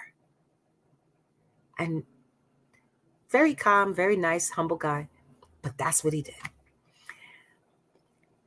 So it made me start thinking, if that's the case, like they know what they know, how disadvantaged is the average person who really has no clue? They know about opening a savings account. Everybody will talk about high yield savings account. There's nothing wrong with that. Absolutely nothing wrong with that. They talk about 401k and what's supposed to do. Nothing wrong with that. Absolutely nothing wrong with that. They'll talk about, Bitcoin. Again, nothing wrong with that. Absolutely nothing wrong with that. But the question is, going back to my first point, what are you doing this for? What are you trying to accomplish? Are you just doing it, say, well, I got Bitcoin, or I got a 401k, or I got this? Okay, that's nice. What are you doing it for? Let me put in a different point. If someone says to you, I want to be an MMA fighter, mixed martial arts fighter, okay? And you're saying, okay, that's awesome. How are you training? And you go, I take ballet and tap. And you're like, are you doing this as a way to learn how to be flexible, stretch? What are we doing here? And they're like, oh no, because if I training in ballet and tap, it's going to make me a really good mixed martial arts. And I know that's ridiculous. And I'm making a point to be ridiculous. But the point I want to emphasize, if this is your goal to be a mixed martial arts fighter, taking ballet and tap is not going to help you. It's going to get you in shape. You're going to be incredibly flexible. You'll have very strong legs. But is it really going to train you for what you're trying to accomplish? Finance is the same thing. If you want to be a marathon runner, you don't say, okay, I can walk 10 miles and therefore I can run 26 miles. Is what you're doing going to help you get to the goal that you're trying to get? And are the tools, are the strategies that you're taking up, are they going to help you move towards that goal? And what I do is I actually help people do that, to understand how these tools, all these tools work together and what makes sense for them in their particular situation. And it starts with, what's your goal? What are you trying to accomplish?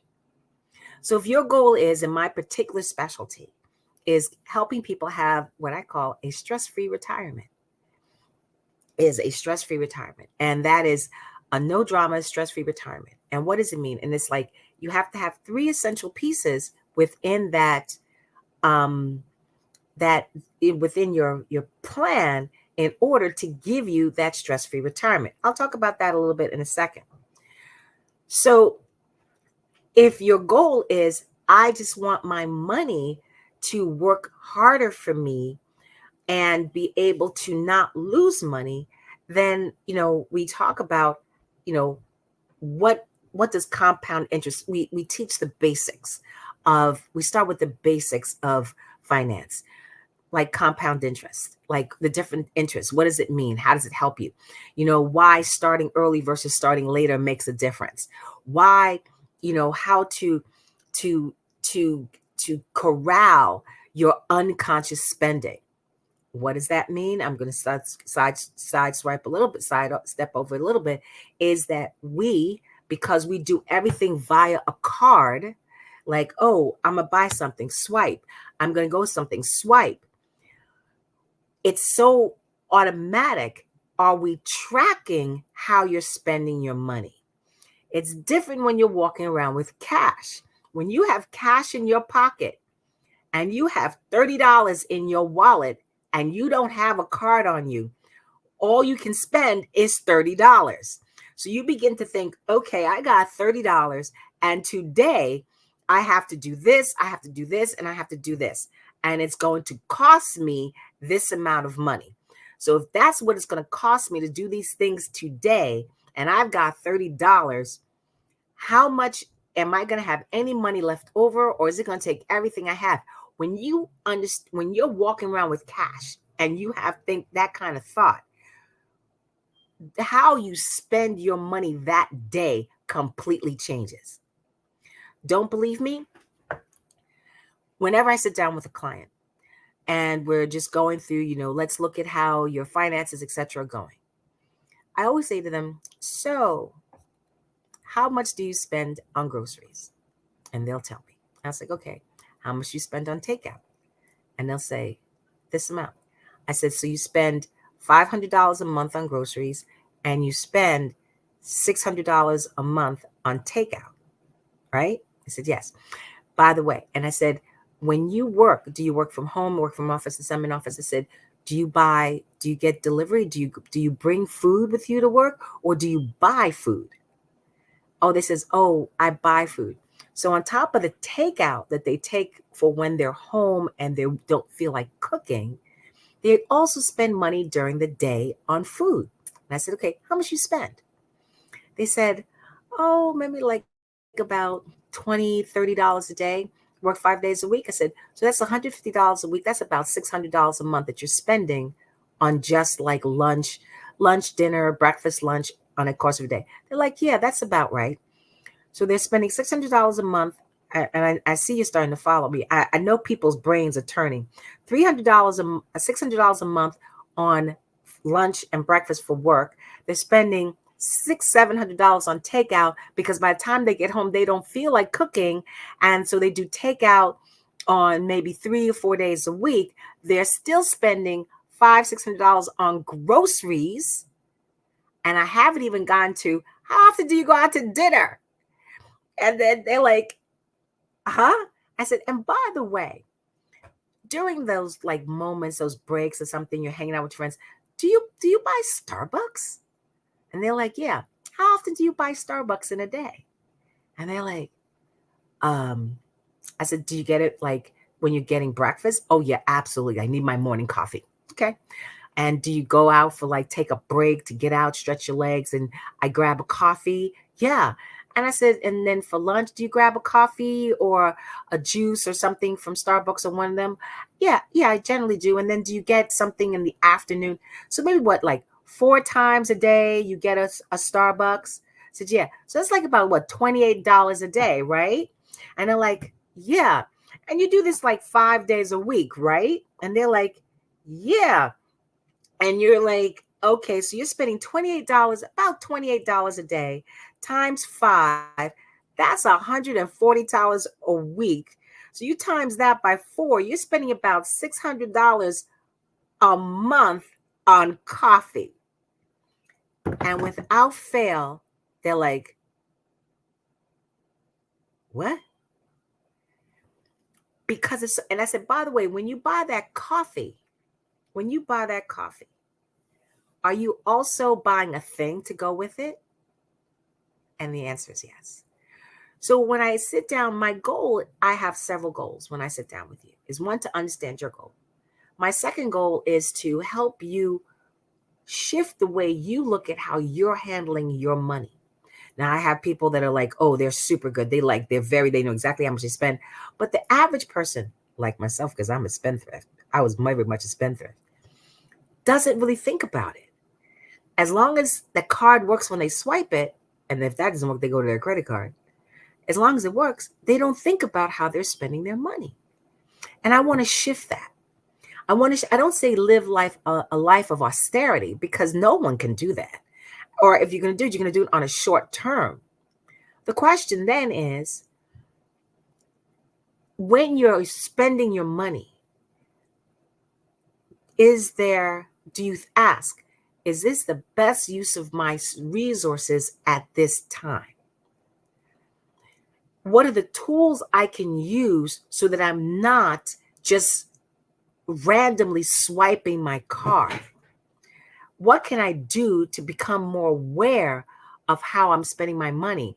Because if I'm making, $10,000 a month or $5,000 a month, but every month I'm coming up short, and I have money to pay, and I know how much I pay for rent. After I pay, according to when I write it all down, I pay my rent, pay my bills, I should at least have an extra after I paid all my bills, $1,200 a month. Why am I always broke? A lot of times it's because you're not paying attention to how you're using your resources. So what I say to my clients is to help them reshift the way they look at their money. I want them to think about what their goal is, and then based on that, create strategies with them on how to reach those goals. And it's, where are you? Where are you in your life for this goal? So, as I said, my particular focus is on, retirement readiness, how to have a stress-free retirement. So I want to talk to you 40-year-olds. You 40-year-olds, you're at the prime age to start thinking about retirement. Because if your goal is to retire by 65, you've got 20 years to create a resource that is going to last you from 65 to potentially 95. Hear me. When you're actively working, or you're in your active working days, if you need extra money, you go get a side job. You go deliver for Amazon. Doesn't matter. If not, you get a raise, you do what have you. But that active income, you kind of have control on how much you can get or how much you can bring in to meet whatever challenges or goals that you have. But in retirement, what you're living on is your passive income. That which you have created to take care, to maintain the lifestyle that you created when you were actively working. So if you live here and you plan to live here, and I got news for you, no matter where you live, it's going to cost you, and it's not going to be cheap. I love when people say, oh, when I retire, I'm not going to have as many bills. And that's like, really, why not? Well, because I'm retired. I got news for you. When you're retired, every day is Saturday. You shop all the time. Every day is a day to hang out with your friends. You don't retire to sit in your house and watch TV. You might do that for a couple of days, but that is not what you retired to do. When you retire, you will spend money, whether it's spending money on your day-to-day, whatever, but you will spend money, and you still will have a housing bill. Whether it's taxes, maintenance, you will still have a housing bill. You will still have health bills. You will still have food bills. You will still have utility bills. Those bills are day-to-day bills. They are not going away simply because you've retired. So how do you maintain the lifestyle that you've built? When we talk about compoundation, when I talk to people compoundation, I always emphasize early start versus late start and the difference in how your money grows. And that's why I say 40 is the best time, because you've got 25 years, 20 years to take advantage of the compounding effect of starting early. Too many people wait until they're in their late 50s, early 60s to say, okay, I now have to get serious about retirement because I want to retire in 5 years. I said, okay, great. What do you got? I haven't started yet. You are not retiring in 5 years. I know that was a very abrupt statement, but if you want to retire for 65 and you don't have a dime set aside for retirement, you are not retiring for 65. Well, I get Social Security. That's nice. It will not be enough. And then I'll say, if you really want to do this, what are you prepared to do? What are you prepared to sacrifice for the next 3 to 5 years to be able to at least kind of get to what you want to accomplish?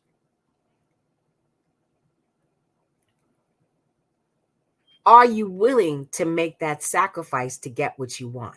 Or are you willing to extend the time you're going to retire to make up the difference? So starting early in retirement is important.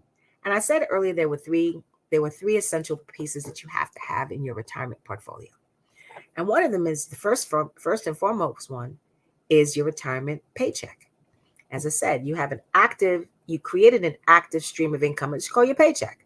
Whether you're self-employed, an entrepreneur, whatever, you have money, you have this guaranteed stream of income, this income that came in every month. You knew it was coming in, and that's how you structured your life. In retirement, what is the guaranteed stream of income that replaces that active paycheck that came in regularly, that allows you to continue to structure your life? Following? Awesome. So do you have that? That's number one. That's your retirement paycheck. Your second thing is your retirement paycheck. That's your savings. That's that extra money, that money for, my grandson is graduating from college. My granddaughter is graduating from college. I want to give them a car. I want to, take care of them for the first year or two when they've become adults, so that they can kind of get on their feet before before I go snipping the purse strings and like, okay, now, you're on your own. I want to take that year-long cruise. I hear they're fabulous. I want to, whatever it is I want to do, that paycheck allows you to do that. Oh, the roof just fell in my house. Your paycheck allows you to handle it, because your paycheck is separate from this. This is your buffer money. Now, your buffer money is your buffer, and say, well, how do I make my buffer money? Everybody's doing that. That is that 401k, your Roth IRAs, all that kind of stuff. That's what you're already doing. When you talk about your retirement paycheck, you want a guaranteed stream of income. And what are the tools that will give you an income that, regardless of what's going on in the market, you get that same amount every month or every year, and you don't lose money? Yes, there are tools that allow you to do that. Yes, legal tools. And then the final, which is actually more important, the most important checks you must have in your portfolio, is the first and the third one. And that third one is your health check. Now, there's two parts to your health check. The first is your Medicare. Everybody, if you're 65 in the United States, you're getting Medicare, period. Okay? I don't care how wealthy you are, you're getting Medicare. You have to get this check, your Social Security, your Medicare. You're going to get it. You have to end. But do you know how to get it? Do you know what all these pieces are? Medicare is some of the most complex stuff out there. And people make mistakes all the time. And because they don't ask someone to guide them through the challenges of Medicare. And when they do that, because they don't do that, they will be penalized for life. And I'm really not joking. You'll be penalized for life for that. But your second health check is what resource do you have for a long-term care event. See, long-term care is not a place, it's an event. And if you have this resource in place, you get to choose the place and the quality of the care that you receive. Most people, and I went through this, and this is what drove me into this business, is my mom had a long-term care event when she had a stroke. The resources were pulling whatever we had to make it work for her. And had I known that there was a resource such as long-term care, that could, if not completely cover or mitigate the impact, her treatment, our care for her, the level of stress that we as a family went through would have been greatly changed. So when I say my goal as a personal finance consultant is to help people understand how to craft the strategies and what tools to use to help them move towards the goal that they are trying to seek. Now, my time with you all is changed. Now, how can you reach me? I can be found on LinkedIn. I'm the only Claudette Forbin on LinkedIn. You can reach me there. I'm also the only Claudette Forbin on Facebook. I can be reached there. I want to put myself on a platform that most people are very familiar with. And this is where you can, if you want to chat with me, I look forward at any opportunity to sit down and chat with me. I feel that this is my mission in life, is to be able to educate people, to help them. And if all I'm able to do is to help you shift your mindset or be aware of how to think more strategically about your money, then I've done my job. And then if you say, Claudette, I would love you to help me, let's become a partner in crafting those solutions that will help you move towards your goal. So with that, I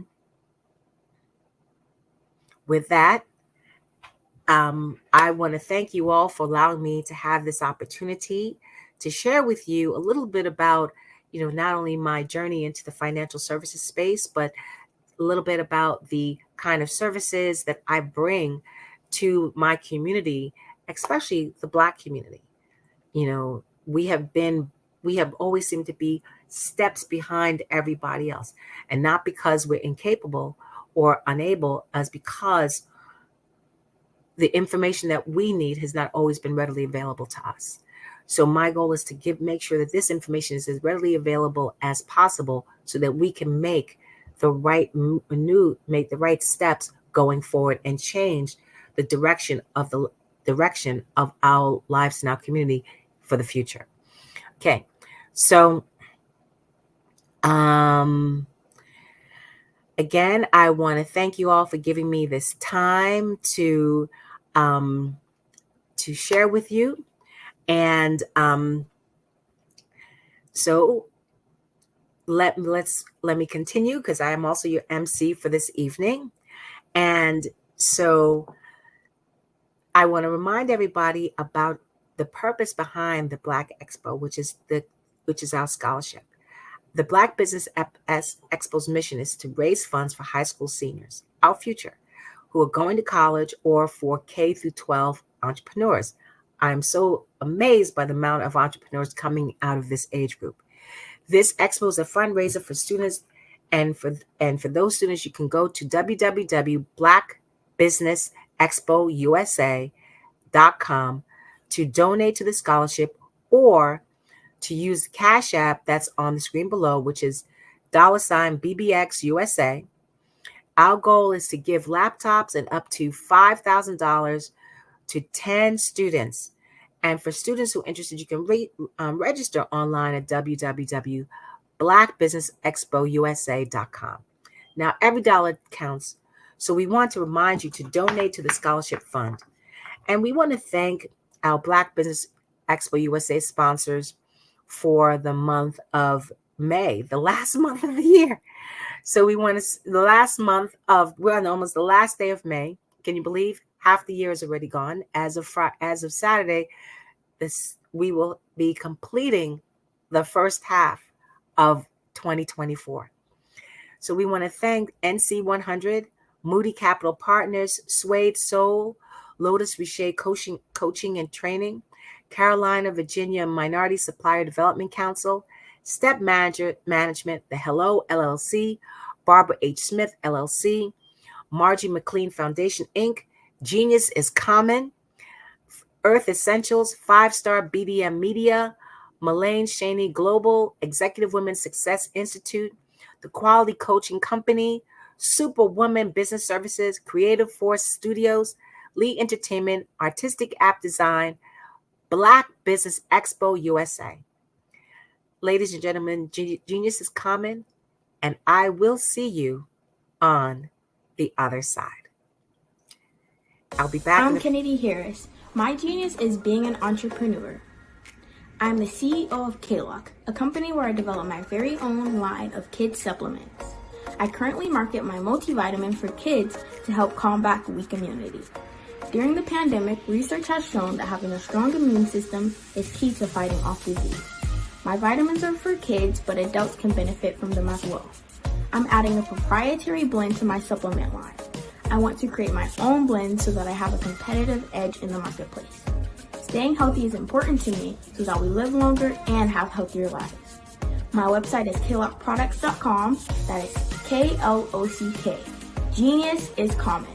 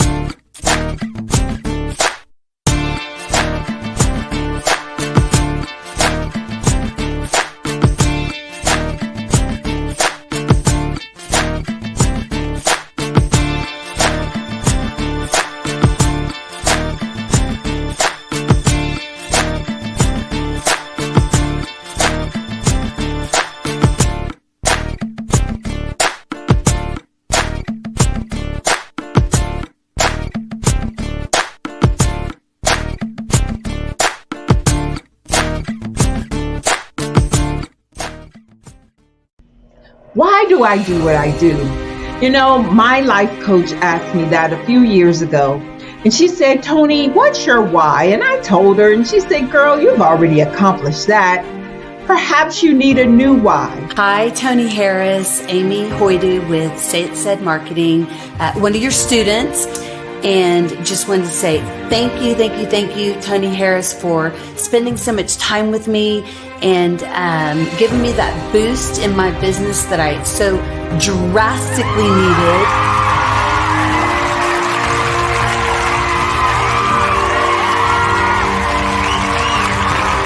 My why is to touch, move, and inspire my clients to take drastic steps to be better than they were before they met me. I'm a resource. I'm a connector. I want to help people build deeper relationships that are beneficial to their life and business. That's what I do best. So, first thing you got to do is show up. And speaking is a way to magnetically attract your ideal client to you. How many of you use social media that way? Absolutely, and this is how you look to the world. Drastic steps are the steps that are needed to be successful. And my business is drastic denotes a mindset. Getting out of your comfort zone.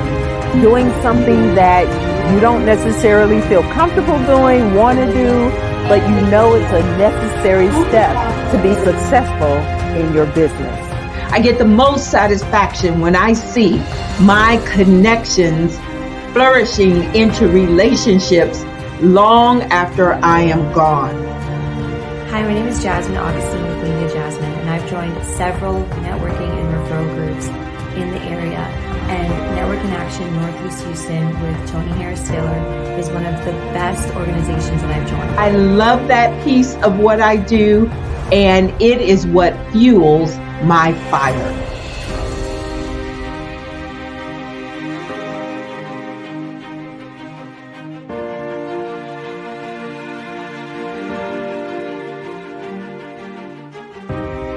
My name is Tony Harris Taylor, saying take a drastic step today for a fantastic tomorrow.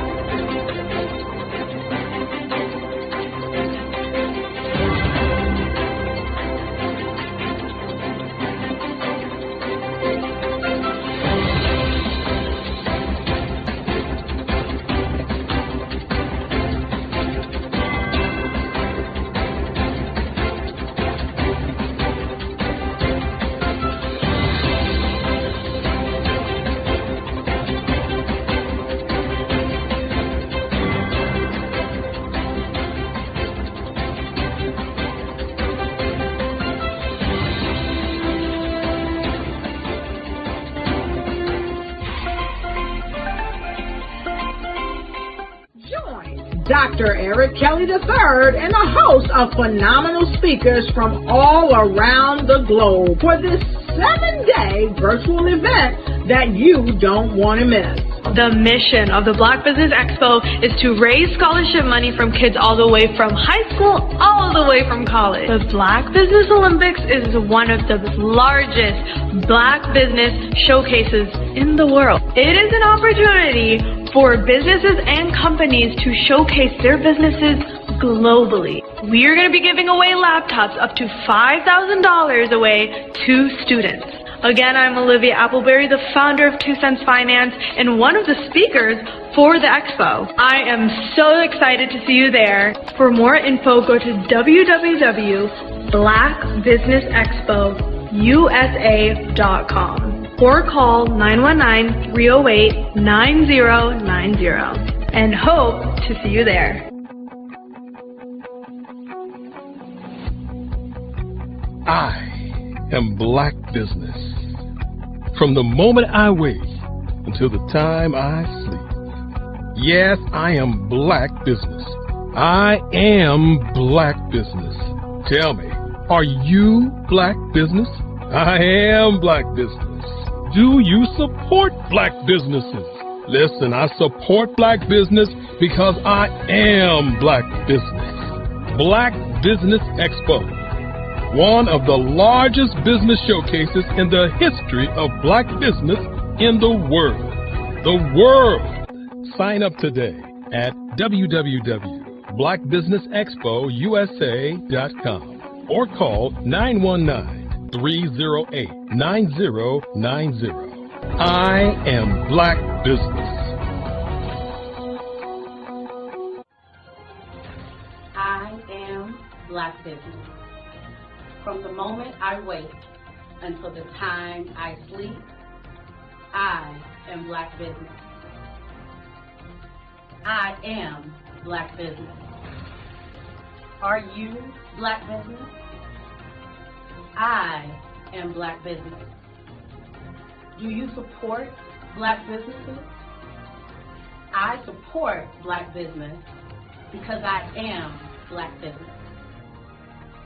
Black Business Expo, one of the largest business showcases in the history of Black America in North Carolina. Sign up today at www.blackbusinessexpousa.com or call 919-380-9090. I am Black Business. I am Black Business. From the moment I wake until the time I sleep, I am Black Business. I am Black Business. Are you Black Business? I am Black Business. Do you support Black businesses? I support Black business because I am Black Business.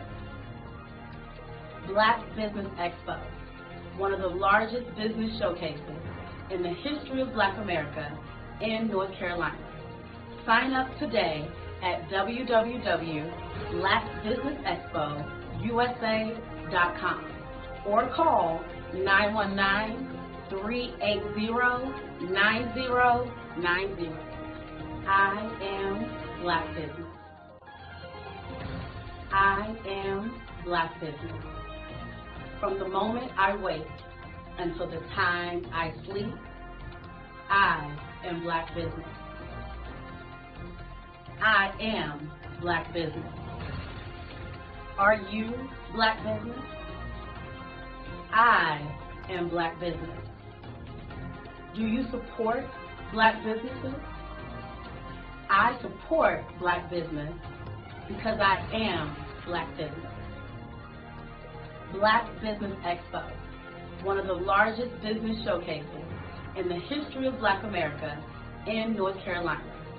Sign up today at www.blackbusinessexpousa.com or call 919-380-9090. Join Dr. Eric Kelly III and a host of phenomenal speakers from all around the globe for this 7-day virtual event that you don't want to miss. The mission of the Black Business Expo is to raise scholarship money from kids all the way from high school, all the way from college. The Black Business Olympics is one of the largest Black business showcases in the world. It is an opportunity for businesses and companies to showcase their businesses globally. We are going to be giving away laptops up to $5,000 away to students. Again, I'm Olivia Appleberry, the founder of 2 Cents Finance and one of the speakers for the expo. I am so excited to see you there. For more info, go to www.blackbusinessexpousa.com or call 919-308-9090 and hope to see you there.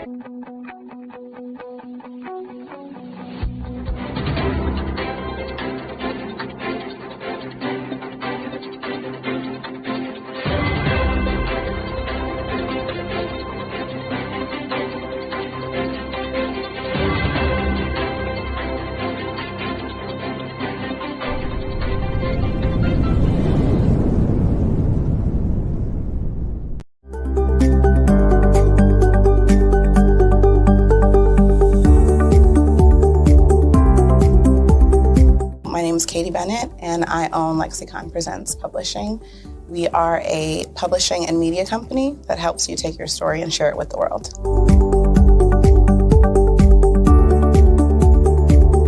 You know, for a while I just had my family telling me to just hang it up, get over it, you know, and I had no support. And it was in your program that I really understood the necessity for having that help, having that support.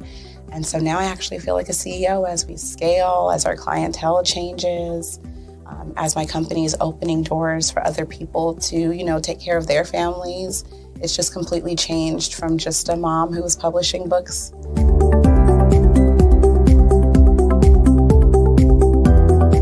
I was at a point where my job, although it was paying really well, wasn't enough. And my business was always in the red. And I was tired of it. And so I came in just hoping to get some sort of help to just not end up in the red every month.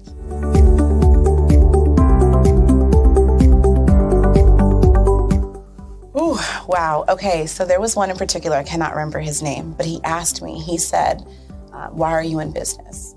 And I told him that I wanted to make a difference and I want to help my community. And he let me ramble on for a while. And then when I was done, he was like, okay, all of those things are great. They make you a humanitarian, not a business owner. And he was the one who told me, he's like, you know, you have this great service and you're offering it at like a great value price. So to someone like myself, we don't know that we're going to get the value of what you're actually bringing. And so that gave me the confidence I needed to raise my price. It gave me the confidence to go after my, you know, my actual client that I actually prefer to work with. And it really just changed everything for me. I don't think without him kind of giving me that push, I don't think I would have gotten to this point or position.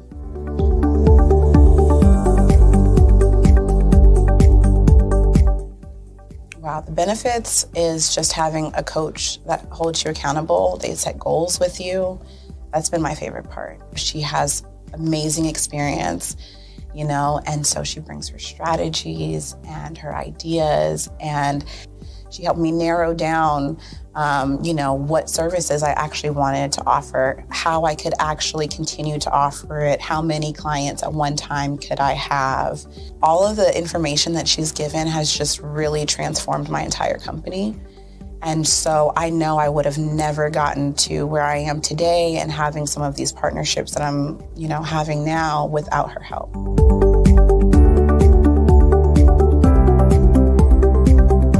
Going to get information that you're not going to find on YouTube. You actually take the time to strategically give us the information, then give us time to actually apply it. I would also say that so that you're not just out on a ledge alone trying to figure this out. Like, you deserve to be in a community with other people who also want to grow their business. And then finally, you know, the biggest thing I think I took away from CMET was that I had a whole office in Longwood. I still do, and at the time, I had not paid my business tax receipt. I didn't know that that was something you had to do. So that was like one of the first couple days of information. And I'm like, oh my gosh, let me go get that together right now. So I'm really glad that, you know, CMET was there for myself. And, you know, anybody else who has the opportunity, they need to do it.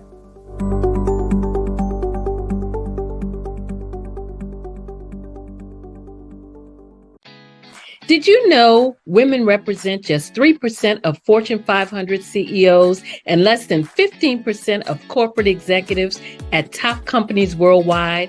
Have you wondered what the secrets are to getting into the top ranks, whether in the private or public sector? Do you want to figure out how to stop being held back in your career or passed over for promotion? Then you're in the right place. Hi, I'm Dr. Madeline Ann Lewis, President and CEO of the Executive Women's Success Institute. I have decades of experience in the military, the federal government, and corporate America. And my mission is to help women succeed and tap into their full potential. I want to reach 1 million plus women around the world to become the leaders they are meant to be. So if you want to move into a management or executive level position, or maybe you are a female veteran transitioning out of the military into business entrepreneurship, then reach out to the Executive Women's Success Institute at 301-693-3284. Let us get you on the fast track to success.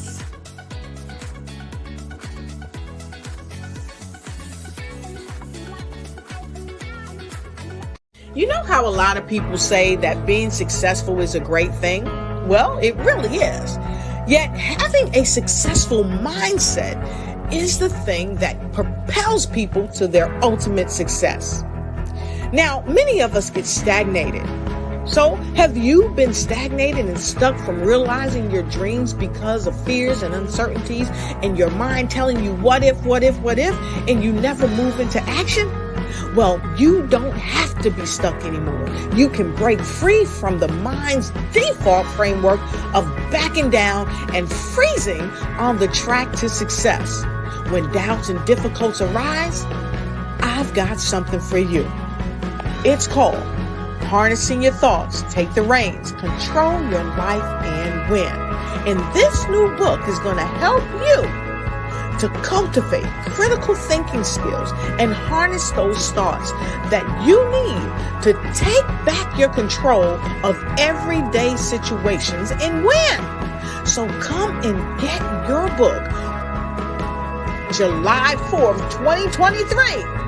It's coming to you to help you enhance your mindset like never before.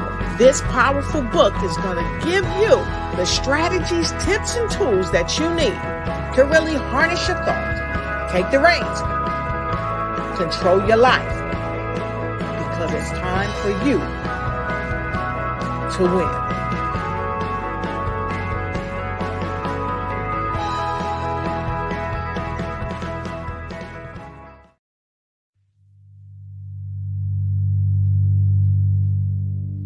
So what we have to do is when we get in the spot, we need to create some spots for us.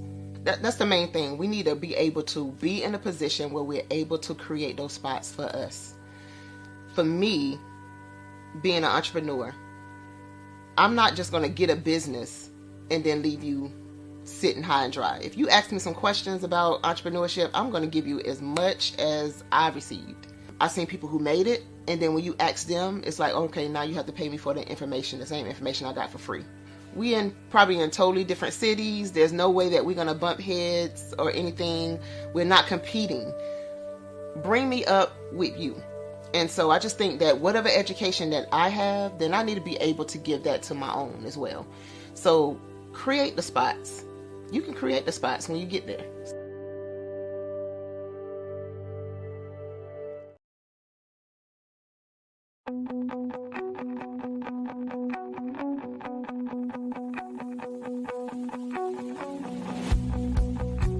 I am Black Business. From the moment I wake until the time I sleep. Yes, I am Black Business. I am Black Business. Tell me, are you Black Business? I am Black Business. Do you support Black businesses? Listen, I support Black business because I am Black Business. Black Business Expo. One of the largest business showcases in the history of Black business in the world. The world! Sign up today at www.blackbusinessexpousa.com or call 919-308-9090. I am Black Business.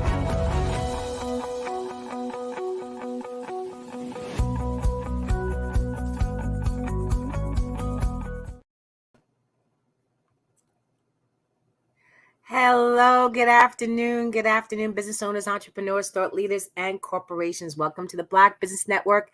Again, my name is Claudette Forbin, and I am your business moderator for this afternoon on the Black Business Network. The Black Business Network is a 24-hour business network showcasing, oh my goodness, Black businesses, Black business owners, entrepreneurs, and thought leaders worldwide. This afternoon, for this segment of our program, we are going to do some. We're going to have a fireside chat. Now, remember, we have speakers from North Carolina, London, Singapore, Africa, Japan, and cities all over the United States. The Black Business Network is a global community sharing its business knowledge to empower, inspire, and educate businesses about businesses. So this afternoon, we're going to have two speakers for a fireside chat. One of our speakers is Roderick Stevenson, also known as RJ Stevenson. He's a young trailblazer in media, music, and ministry. Is the owner, CEO of Creative Concepts, Production, and Design, a full-service marketing and media company. Full-service marketing and media company now. Why am I having such difficulty here? Now based in Eastern North Carolina with offices in Little Rock, Arkansas, and Tampa, Florida. In its 20 years of establishment, RJ doesn't look old enough to be around 20 years, but that's okay. 20 years establishment, the company has developed and established the national images of businesses, institutions, ministries, and high-profile personalities. From 2012 to 2017, RJ has joined the administration of Shorter College as the Director of Institutional Advancement, Planning, and Technology, which is located in North Little Rock, Arkansas. Shorter College is the only private 2-year historically Black college in the nation. Awesome. As a member of the executive cabinet of the college, Stevenson led the institution in the redesign and implementation of campus-wide network infrastructure to include multiple state-of-the-art tech environments, broadcasting open Wi-Fi networks throughout the surrounding community, powering learning labs with thin client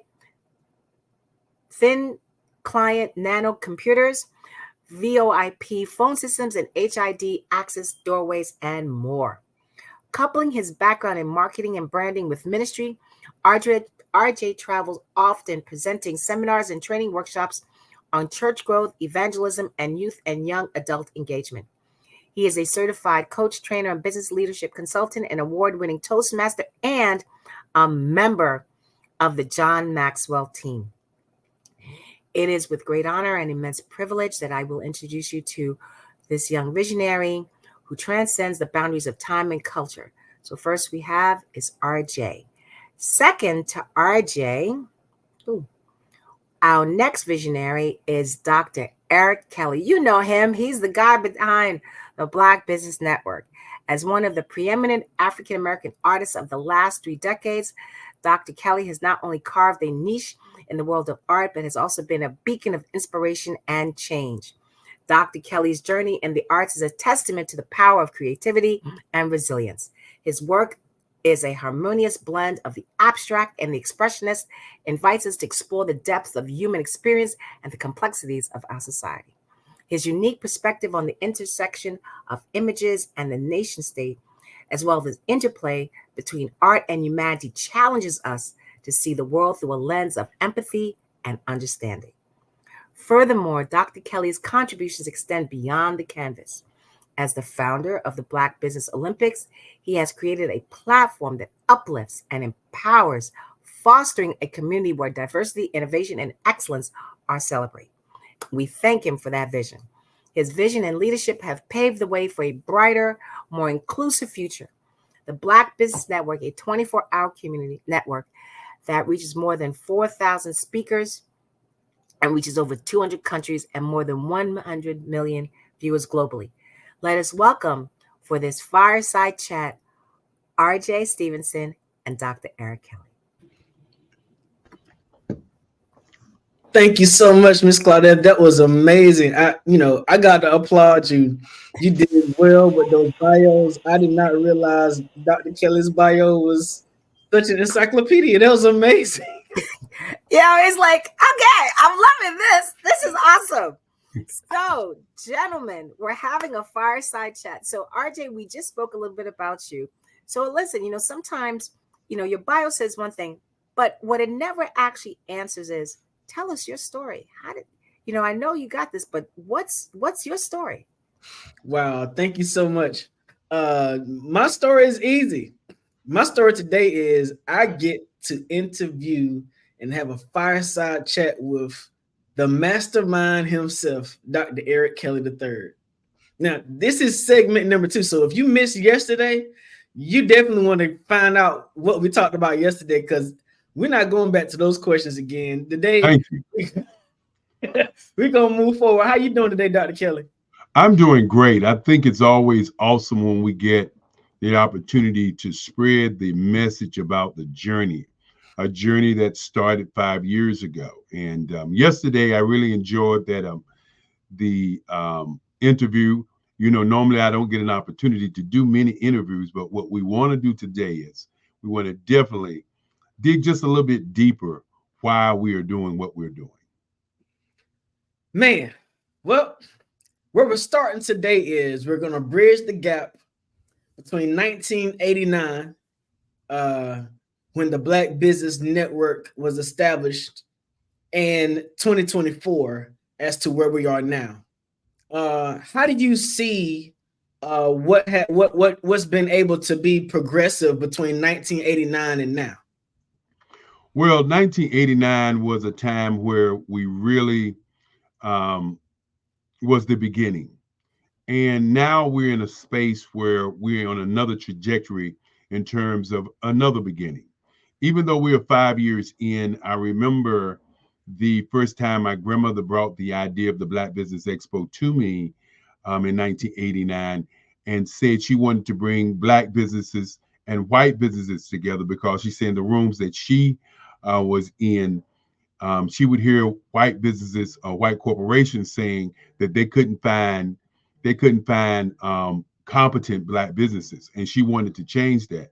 And for those who don't know about my grandmother, Lovella Stansel Kelly, she was a civil rights leader here in Durham, North Carolina, and she also was a negotiator for the AFL-CIO. She was the negotiator at her place where she worked, as she negotiated contracts for Black people to get a raise and convince other folk to give that raise to them. I don't want to say, but the corporation to give them a raise and feel good about it.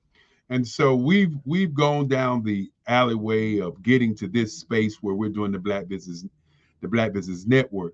And I think the key piece to talk about today is where we're transitioning to.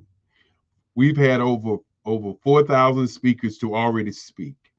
And most of those speakers, we had some of those speakers who paid to speak because they wanted to get prime space on the network. We had many of those speakers who had an opportunity to come and speak on what we call free business scholarships.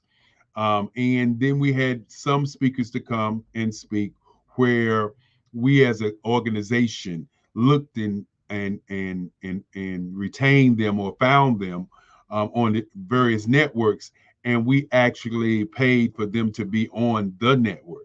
And so what we're doing now is we're transitioning into a marketing network.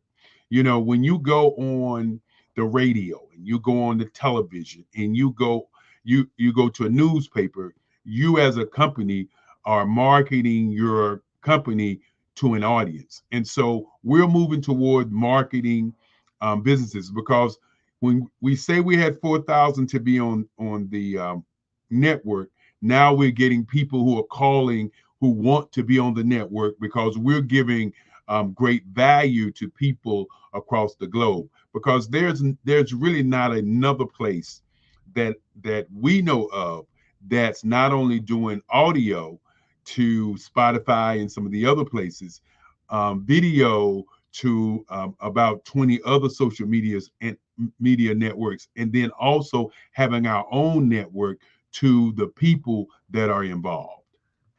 So I don't want you to start crying, okay, when I make this statement, but you do realize that from 1989 to 2024, how many years is this network? Well, I'm not going to cry, but that is what it is.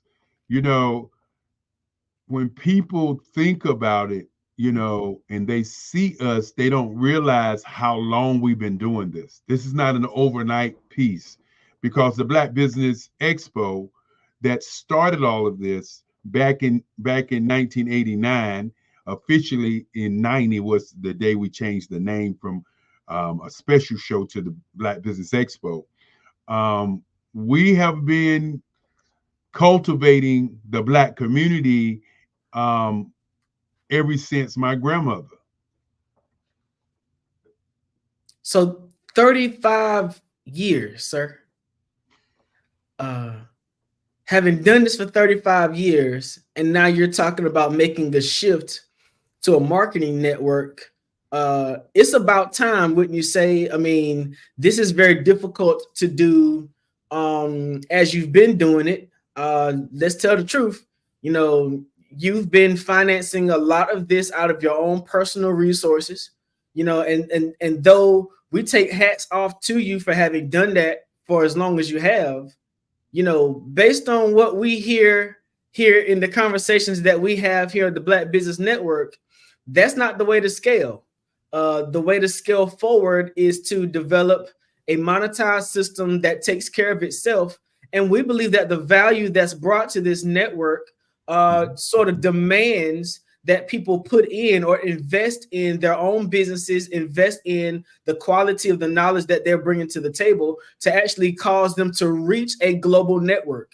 What made you decide to take the turn from being more of a not-for-profit to doing something that will be more viably financially offered in the marketplace?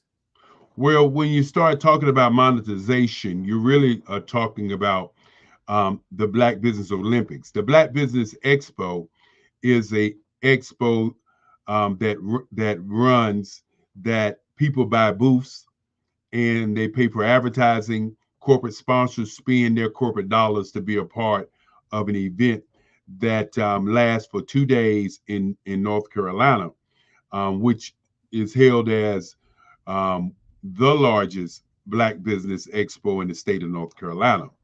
And so when the pandemic hit and we began to do the Black Business Olympics, which is an arm of the Black Business Expo, we decided at that time, because of the pandemic, that we would work toward helping Black businesses and speakers to put their message out, because helping them to put their message out help them as business owners. And then the other piece to that is that by the 145 speakers that speak at the end of the month, because again, we did one and then we did 4 quarterly in 2021, and then we did 6 every other month, and then last year we did every month, and this year we're doing every month, and we're working on doing 2 weeks in the month of this year. And so as we begin to look at how you get a new customer, what it really costs to get a new customer, it takes a cost of probably 5 times as much as it takes just to retain your client or customer. And so as we begin to look at how we're doing business for the future, we have to move into the future with business owners who are truly committed to their companies. Because if you're not committed to your company, then you're not committed to spending for your company to get new customers. Wow. And as you're scaling from the expo to the Olympics, now we're on a network. You've also had to scale your duties and responsibilities too. You've gone to become the back end producer of the Black Business Network. What has that experience been like for you, having to call all the speakers, having to line them up? If you've been on the network, you know that before you come on the stage, Dr. Kelly's going to take you in the green room and make sure your camera and lighting and all that kind of stuff is like. What has it been like for you to be, as you call all the time, the army of one? Well, one of the things that you have to understand is when you're on the planet and you're thinking about what you want to do and what you want to leave as a legacy, you have to understand that there is going to be some times where you're probably going to have to sacrifice not only time, but you're going to have to sacrifice energy. As we look to move into more of a marketing atmosphere, we're definitely looking at having more people to work with us, because an army of one is great when you have something small, but an army one is not great when you're looking at doing 365 days of the year, 24-hour network. People know that you're going to need people to invest in themselves and invest in time to do what we're doing. Now, when you ask that question about calling all the speakers, also being the engineer to the event, and then, of course, being the person who has to do the research. And it takes me back to a time of a lady by the name of Madam C.J. Walker, who started her company out and began to move her company across the country in a very racist time. And it makes me think about all of the great Black heroes, like the Malcolm X's, the Mandelas, the Martin Luther King Jr.'s, the Marcus Mosiah Garveys, who wanted to show Black people's greatness. And each time that they pushed towards showing the greatness of Black people, something happened. And so I wanted to leave a legacy of showing the greatness of Black people. And so a part of my energy and a part of my sacrifice was to create a model that could be pushed to another level. And right now, after 4 years, we're going into the 5th year. It's time to move this project into the next phase, because what many people don't understand about people like myself is that we look at projects in phases. And this is the 5th phase of this project. We still haven't gotten to the 365 days, which is going to take 3 more years. but we're in a phase now where we definitely need to move to people investing in themselves as they are looking for new customers. Well, you know, in previous years, there was a predecessor of pretty much content for the Black community. It was a 24-hour network.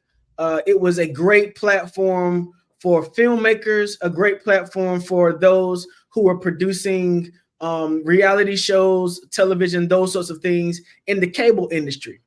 Now we realize that though some breadcrumbs of what the initial intent of that network was still exist, by and large, our community is no longer engaged in that space.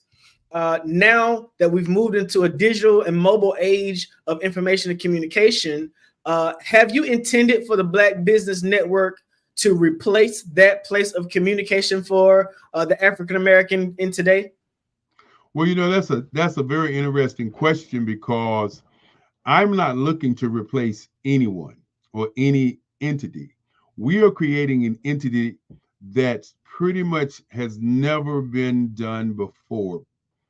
Now, when I say that, many people look at me kind of from the left side, say, well, television has happened, radio has happened, newspaper has happened, and there have been Black networks that have happened. Well, the Black Business Network is going to be a live network. And the question always becomes, how can you do a live network without issues? And what we've realized when we started out doing Black business, that the community needs more than just Black business. And so when you ask the question, are we going to replace? My answer to that is not we're going to replace. We're going to step up and include in a vacuum that is there for Black people all over the world.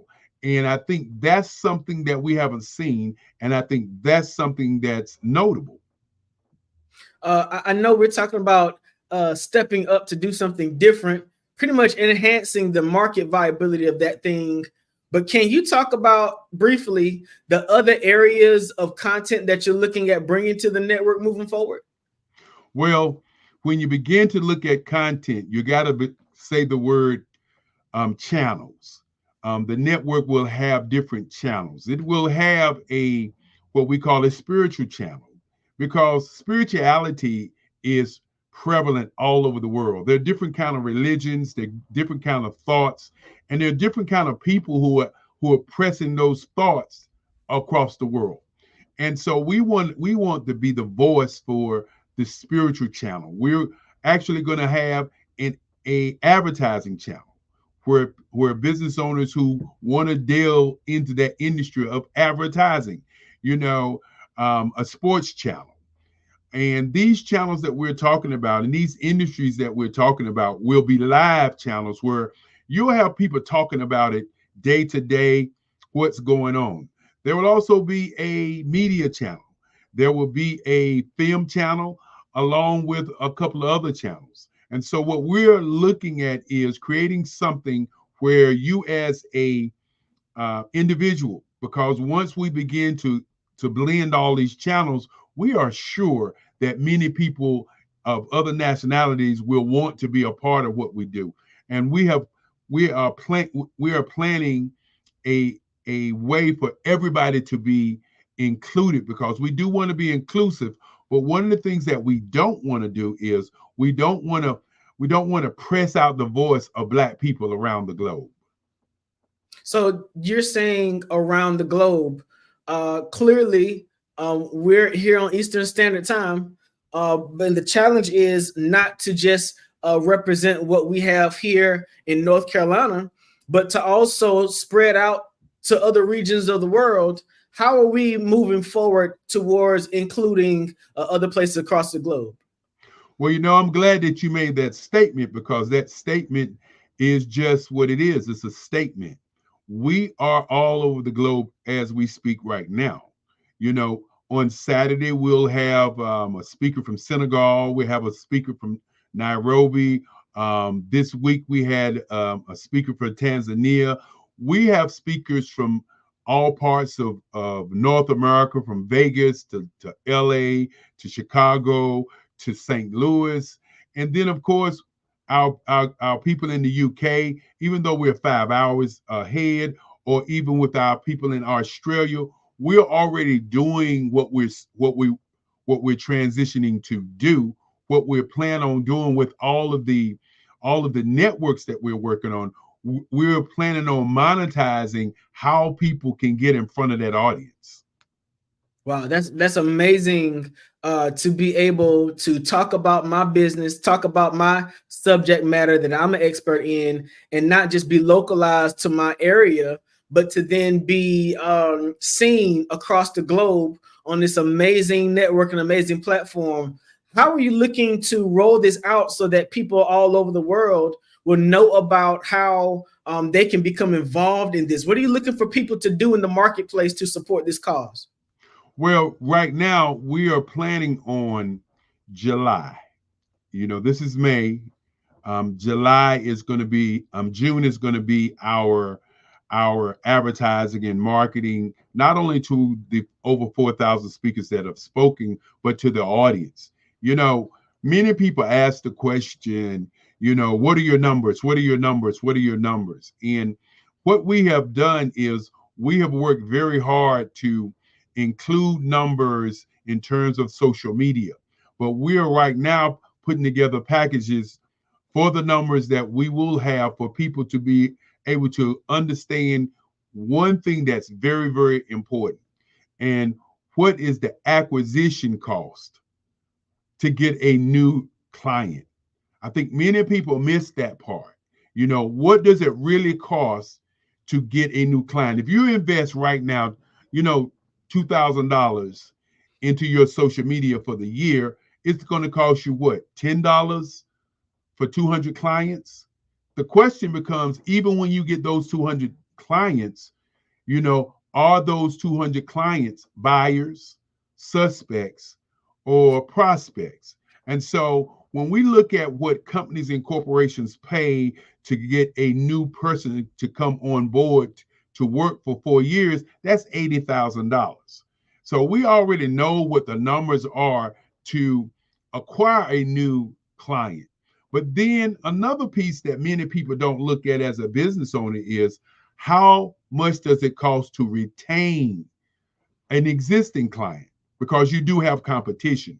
And these are the kinds of things that we're working to put in a package so that when we began to monetize the network. And what I think another thing that people don't realize when we talk about monetizing, we're not talking about monetizing for people to actually be on salary for these high salaries. We're talking about monetizing the network so that we can actually fulfill the need that we put on the table, which is our why. And that why is to raise scholarships for kids. What we have found out is this: while our humanitarian effort is great and it's wonderful, we have found out over the last 5 years that it takes time to raise money the way that we're raising money for these kids. And the other thing that we found out is that when we look at the stats, 100,000 kids, Black kids, are killing themselves. We know that there's a problem there. And if we continue to do the same things, we will get the same things in our neighborhoods, with our kids, because the average age on the planet is 27 in North America. The average age in Africa is 14, but the average age in Australia is 25. South America is 24. And the kids that are killing themselves are in the 18 to 24 bracket. But we are also leading in the bracket of 5 to 18. So we continue to do what we do and sell our kids on the entertainment economy, then our kids are going to not be here for our legacies. So what you're talking about and describing is this thing I learned about this year called psychographics. And it helps us to understand not just the demographics in terms of identifying clientele over a geographic region, but also understanding the psychology of those who we look to attract. Who were you looking to attract? I mean, you're talking about young people, you're talking about business owners, but is there a potential net or group of people that you're trying to reach out to for the Black Business Network? Well, the people that we're reaching out to, and I'm glad that you broke that psychographics and demographics down. We're working to attract young people who want to be entrepreneurs, who want to change their lives. We're looking to attract for marketing businesses who want to invest in themselves to attract business owners, or better yet, customers who want to buy their products and services. And so we're not looking at a particular age group. That's your demographics, because we could say we would like to have 18 to 24 millionaires, because we have so many 18 to 24 millionaires on the planet, we don't even get conversation about them. We could say we want to attract 35 to 45 millionaires. We have a ton of them not only in North America, but all over the world. We want to attract business owners who see our vision of changing our kids worldwide. I had a conversation with a gentleman that's going to speak in Africa, and his whole point to me was, Eric, we want to change what our kids see in terms of what they can do with their lives. And I was listening to him, and I was also thinking about the kids that I talk to, on Zooms across America. They're saying the exact same thing. Someone has to step up and say, how do we solve this challenge? Here's your reminder from my daily mindset skill. Don't forget to build your practice with a new affirmation.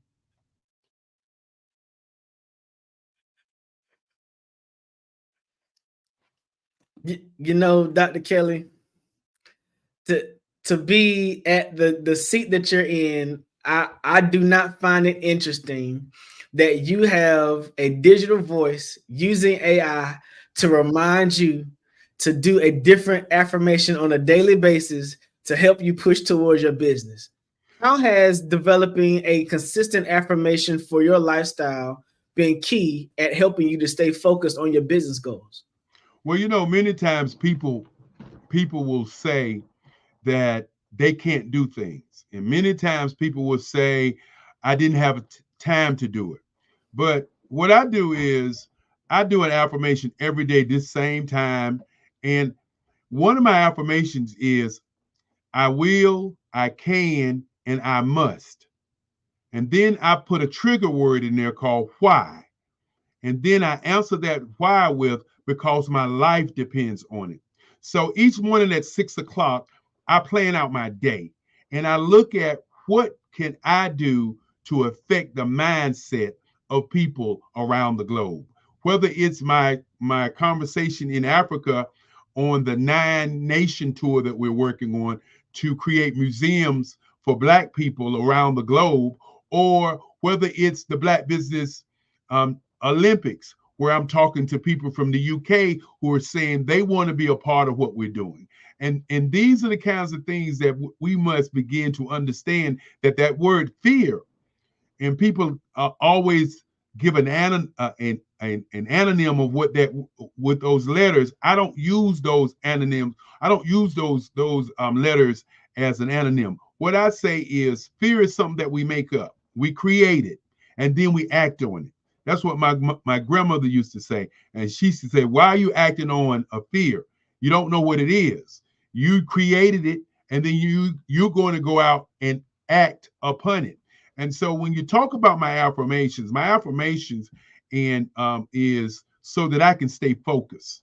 Because around this time, close to 2 o'clock during the daytime, I am looking at how do I transition and look at what my plan for my 6 o'clock day was. Because if you add up the hours and we say 6, 7, 8, 9, 10, 11, 12, 1, 2, that's 9 hours.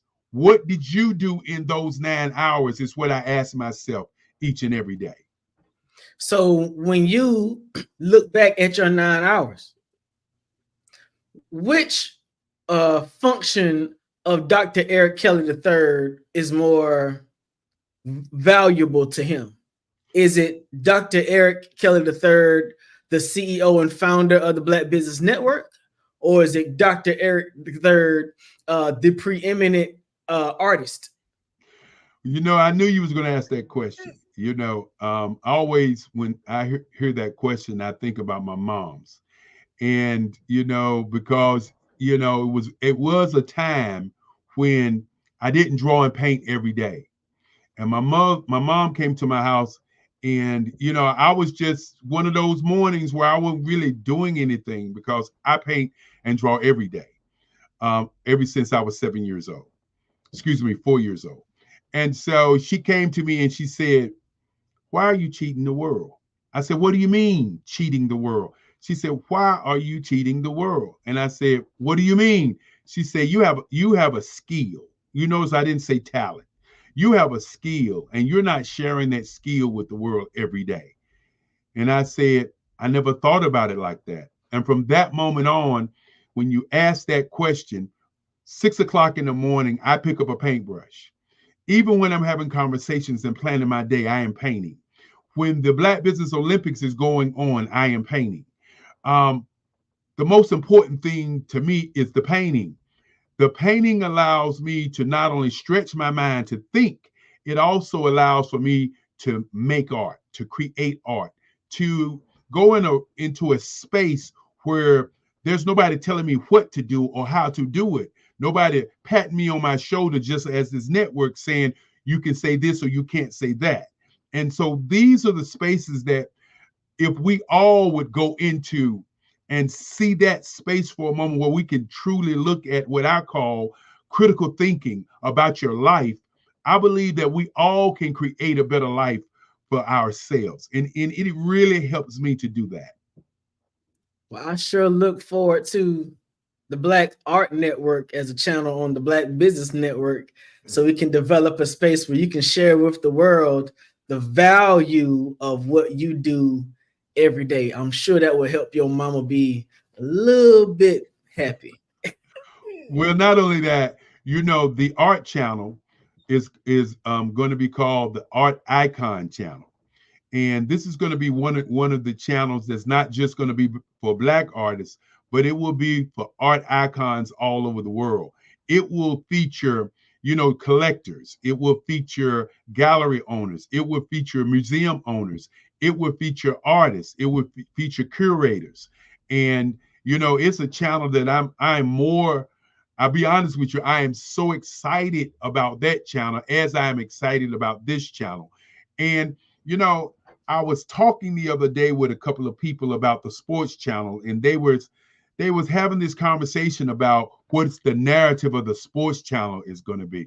I think the narrative that people are going to take on the sports channel is going to be, you know, viral, because that narrative is not going to be the same narrative that you get on an ESPN, that you get on a CBS or an ABC. You know, Sakari Richards just broke a record in the 100-yard dash, but no one is talking about what it took for her to get to the point to run again. Because we all remember marijuana derailed her opportunity to run in the Olympics. And what nobody really would talk about, that it wasn't a banned substance at that moment.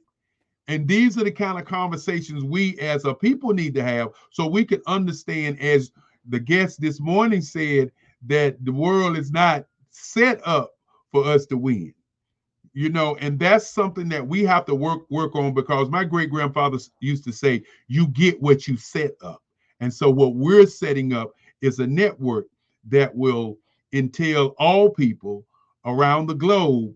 So when something like the pandemic happens again, we don't get a message that the virus is not affecting Black people, and Black people go out and work, and then a disproportion of Black people die because we don't have Black scientists talking about it.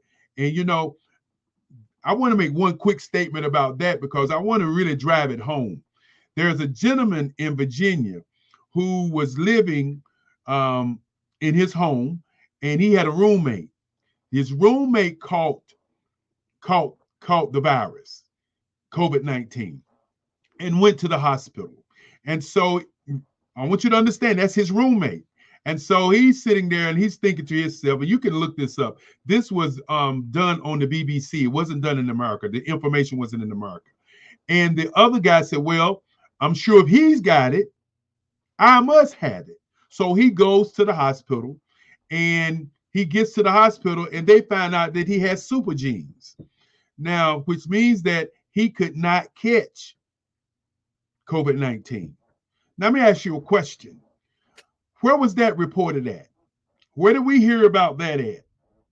We didn't hear that information. So that means that there was information out here around COVID that we didn't get because the regular media didn't send that information out. Even today, we have people running right back out and being in all of these events, and COVID is still here.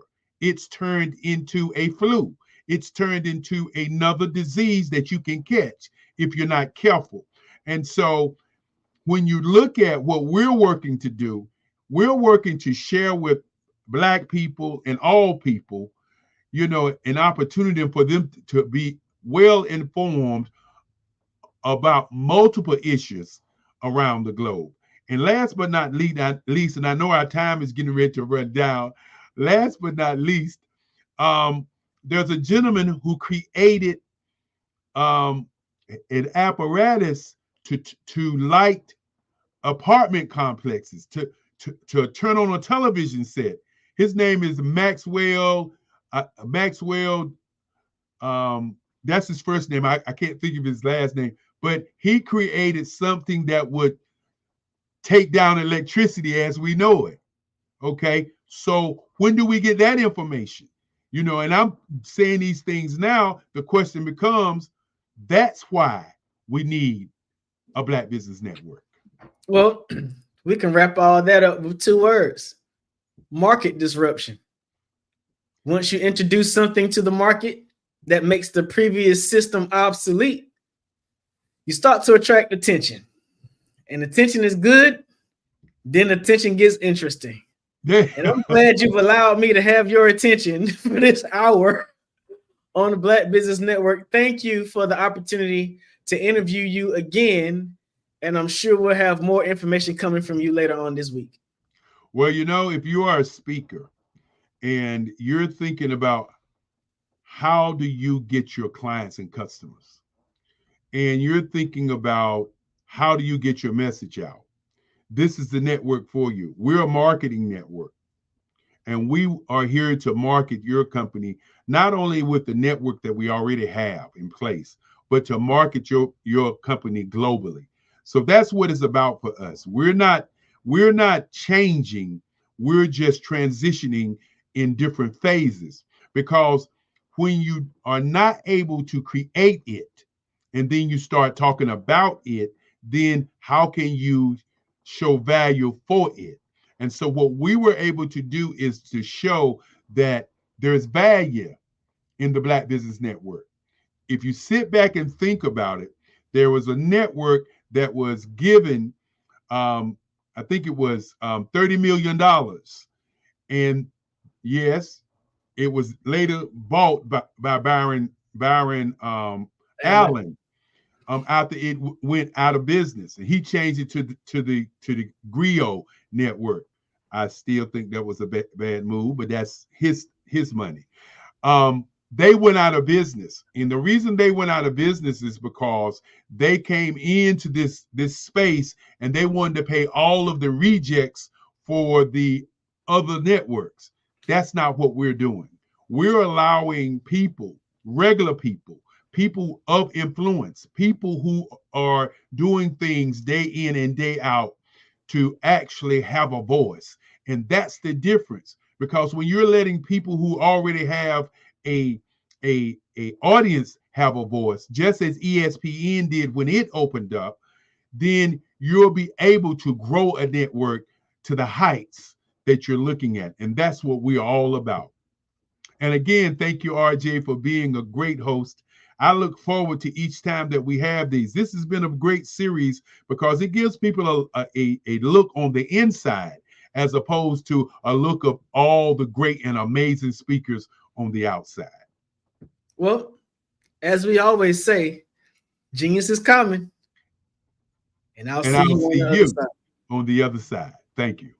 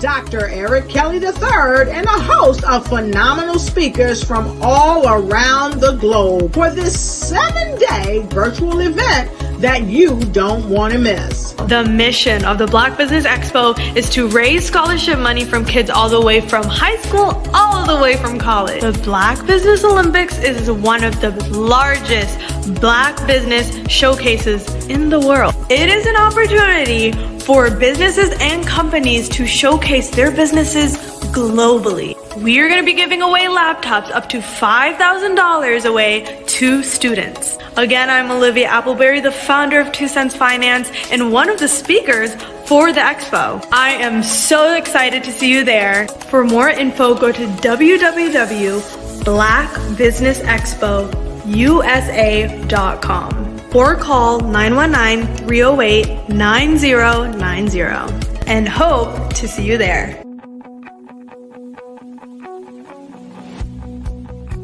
I am Black Business. From the moment I wake until the time I sleep. Yes, I am Black Business. I am Black Business. Tell me, are you Black Business? I am Black Business. Do you support Black businesses? Listen, I support Black business because I am Black Business.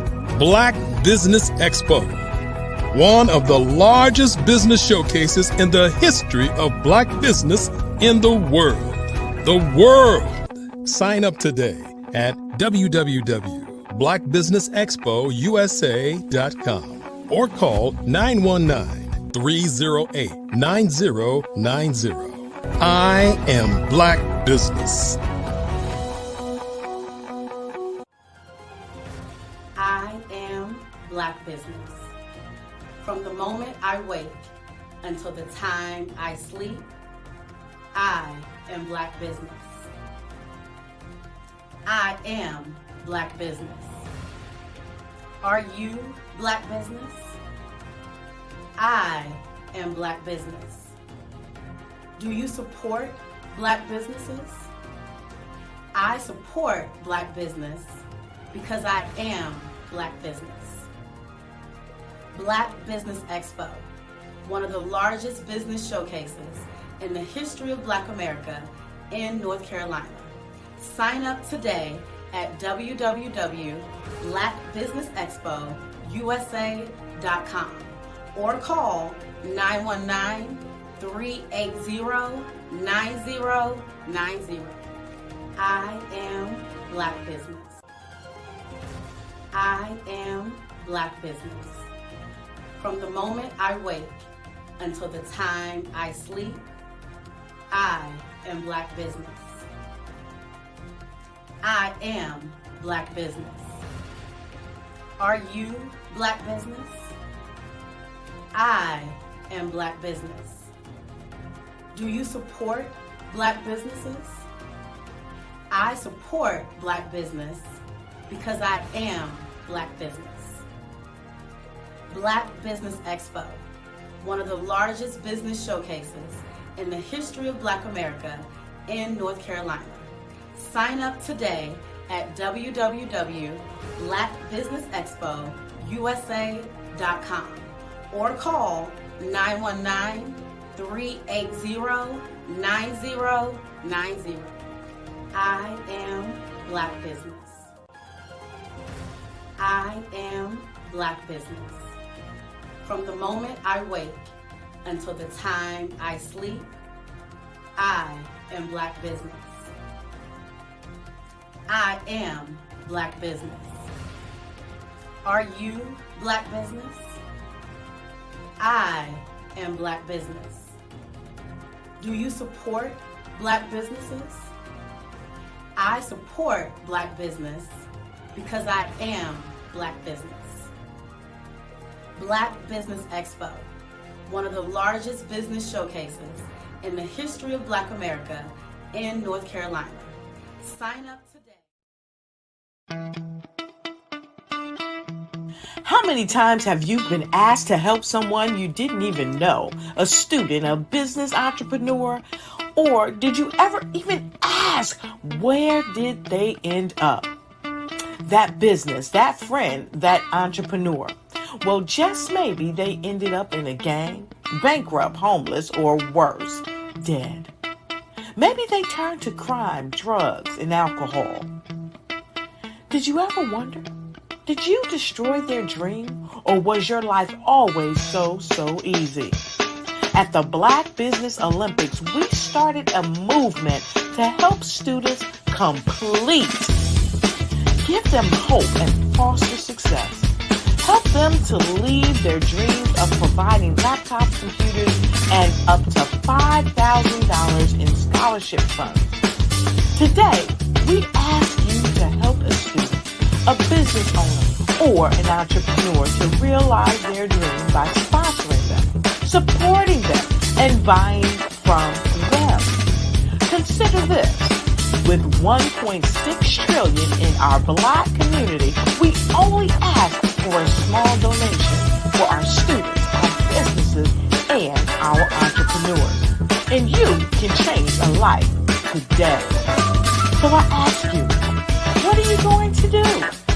Sit on the sideline and watch our students in high school be losers, miss out on their dreams from lack of resources? Or are you going to donate to the movement and change their future and yours as well? Give us a call today at 919-308-9090. Change their life by investing with action to the Black Business Olympic Fund. The Black Business Olympics, one of the largest business showcases of Black business in the history of the world.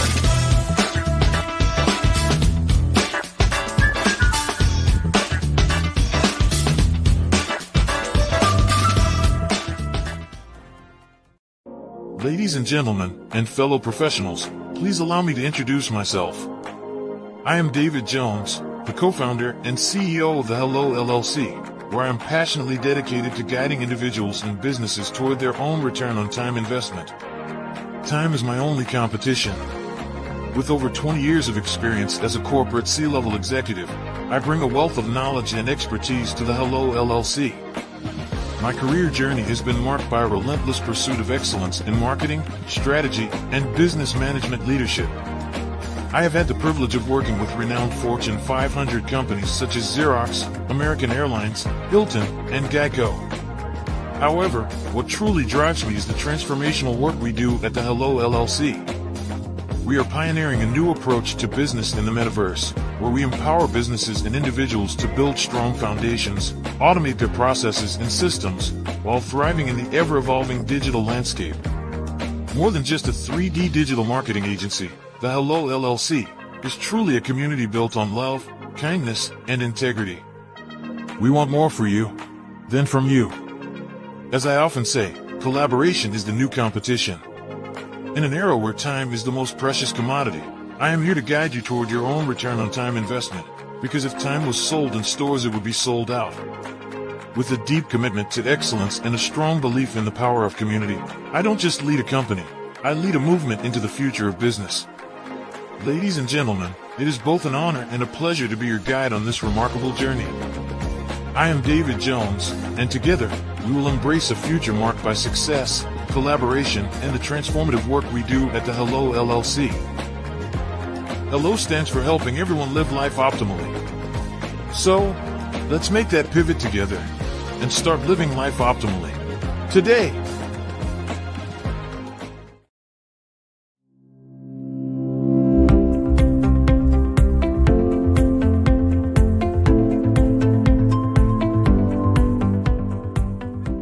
Oregon's it's a beautiful state, and we've talked before this. And I came from California originally, so it's golden hills compared to lush green forest. So it's a beautiful state. It's very beautiful.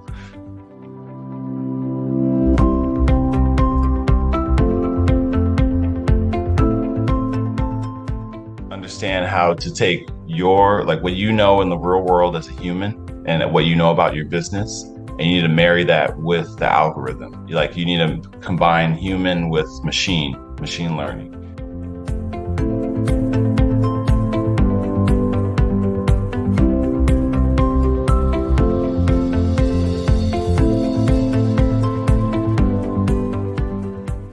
I was always attracted to the psychology, behind digital marketing and why do people do the things they do.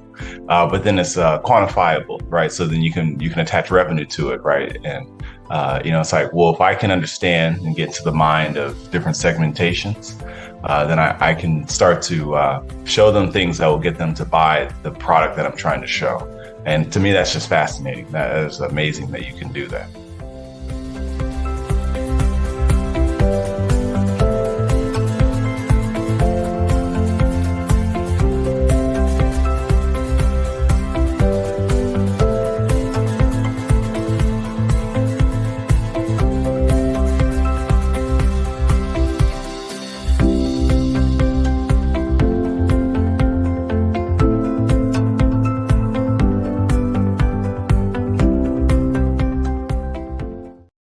Phenomenal Tanya T. Wise, who is here from the great state of Maryland. Tanya, welcome and thank you for being with us today. Can you indulge our audience a little bit and tell them just a little bit more about who you are and what it is that you do? Well, I love being able to talk to people and have a magnetic attitude, being able to just show them. So I always like to say, level up is Coach at Tanya T. Wise here. So can you tell our audience, just give them a teaser about what your presentation will be about? So my philosophy is that we should all be living our dream life. So tomorrow I'm going to talk about how you start living your dream life. What are some of the things that you thought about in your childhood that you just kind of let go and dormant? Wow. And I want to reignite that and just give you some pointers and some tips, some tools, some strategies to be able to start living your best life now. And guess what, Wanda? And leave an inheritance for your legacy. Oh my goodness. Okay, I know that's resonating with a lot of people. I've heard that you have a dynamic coaching program. Can you tell us a little bit more about that? Absolutely. So our coaching program help people that have the lack of time, that lack strategies, and lack the confidence to go after their dream life. So we help them implement tools, we help them implement strategies, as well as give them resources so that they can live their best life now and leave that inheritance. Wow. Oh, I love that. I love the leave the inheritance part. Listen, you are dropping some major nuggets, and I know a lot of what you're saying is resonating with a lot of people, but I think we're all curious. How did you even make this transition into the speaking and coaching arena? What's the story behind this? So I started out in finance, and I realized that a lot of people don't necessarily go after their dream life because of the lack of finances or the education behind finances. But it wasn't until I lost my firstborn, my only son, that life changed for me. And where I was going after it all, living the corporate life, hit my 6-figure income and living in my dream house with my dream man, driving my dream car. I nearly lost it all when I lost my son. And so I realized it only takes one financial catastrophe that can change your entire life. That's what made me start All New Beginnings. because no matter what's going on in life, there's a new beginning. And because of that, we develop a program called Wise Minded. My little slogan is, don't just dream it, let's live it. If they want to connect with you or work with you, what is the best ways for them to be able to do that? Well, for my social media guru, you can connect with me on every single social media platform as Tanya T. Wise. 5-Star BDM, Brand Development Masters, is a professional consulting and advisory group keenly focused on business development services for the small to mid-sized business and entrepreneurs. Although every business is unique, they often share business development challenges that can be addressed through smart branding. Services include process improvement and operations, digital strategy and transformation, business intelligence, digital marketing, and personal branding. Our business and personal branding company has helped a number of professionals and organizations to optimize and grow. This results in more business, more opportunities, better reach, positive outcomes. Visit www.5starbdm.com today to learn more.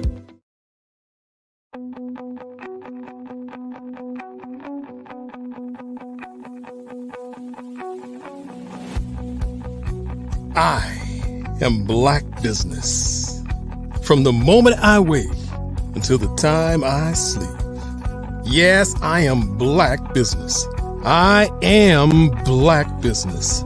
Tell me, are you Black Business? I am Black Business. Do you support Black businesses? Listen, I support Black business because I am Black Business.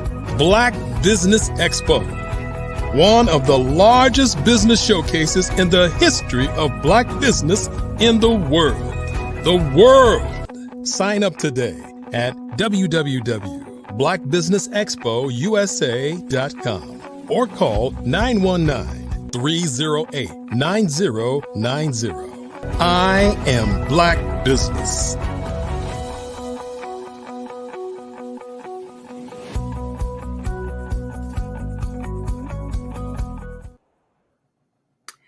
And welcome back, everybody. Welcome back again. My name is Claudette Forbin, and I am your business moderator for this afternoon on the Black Business Network. Now, the Black Business Network is a 24-hour business network showcasing Black businesses, Black owners, entrepreneurs, and thought leaders worldwide.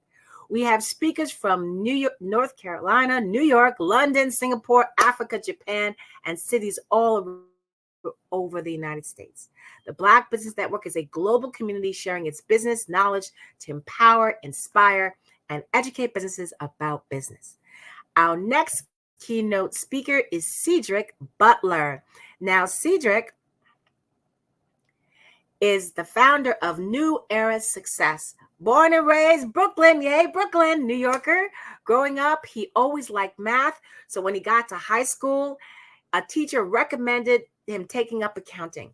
Now, after receiving a degree from Florida's Memorial University and working in the corporate accounting world for very small to medium-sized businesses for 18 years, he has decided to become an entrepreneur. He has now established New Era Success LLC in 2016, where he wanted to be able to offer a way to get more funding. He wanted to get more funding and couldn't receive what he was looking for with a credit score of 660.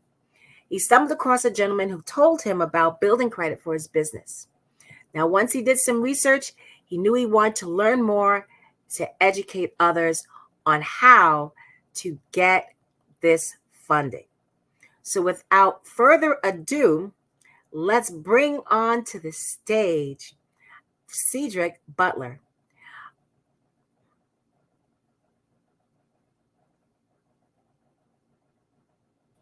Good afternoon. Good Cedric. afternoon.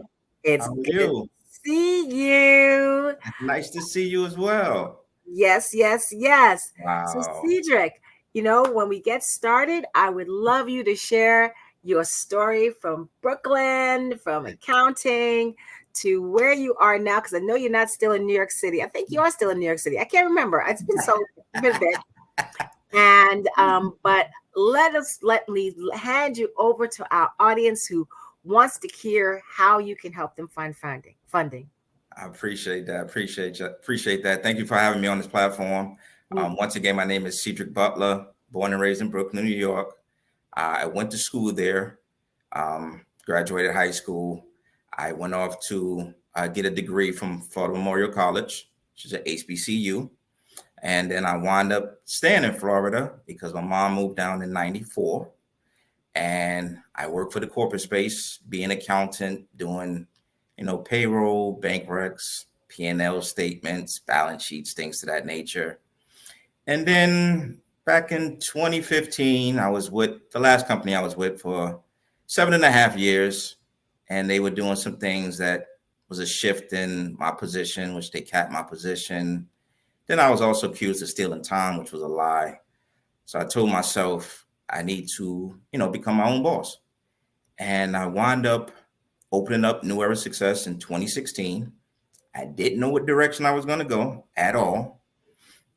And then I ran across a gentleman who was in business credit and funding. So me and him had a discussion, had a conversation. And based on that conversation, I knew I can help people by learning this platform because I know financial literacy is not taught, wasn't taught to me growing up through school. You hear a little bit about it from your parents and things of that nature, but not in great depth for the community to really know what credit is and understand it and really build on it. So with working with him, I did that for a while. And I wound up moving away from his company and going to another company, being an affiliate, and started learning how to build business credit solely off my EIN. Through that journey, I noticed that a lot of business owners didn't have great personal credit, which we all know if you need credit in this world. So I started adding different services on, such as helping people remove derogatories from their personal credit profile, because it's much needed nowadays. I'd added business funding, and I also added equipment financing to my business because a lot of people wanted to become truckers, so they wanted to get their truck financed. A lot of people wanted to open up medical offices, or medical equipment was needed. So we can help with those type of things.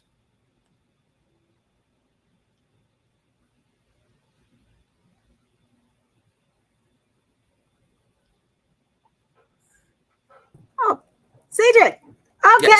Yes. So let's chat a little bit, listening to you on your journey to this and funding. So hold on. Let me just adjust my volume so you can hear me. Can you hear me okay? I can hear you clear. Okay. Great.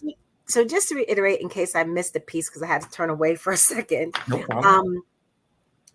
So from accounting, you met with someone who was helping you to get funding. Yes. Let's talk about that a little bit as an entrepreneur. Yes. Because every entrepreneur needs some form of funding. Yes.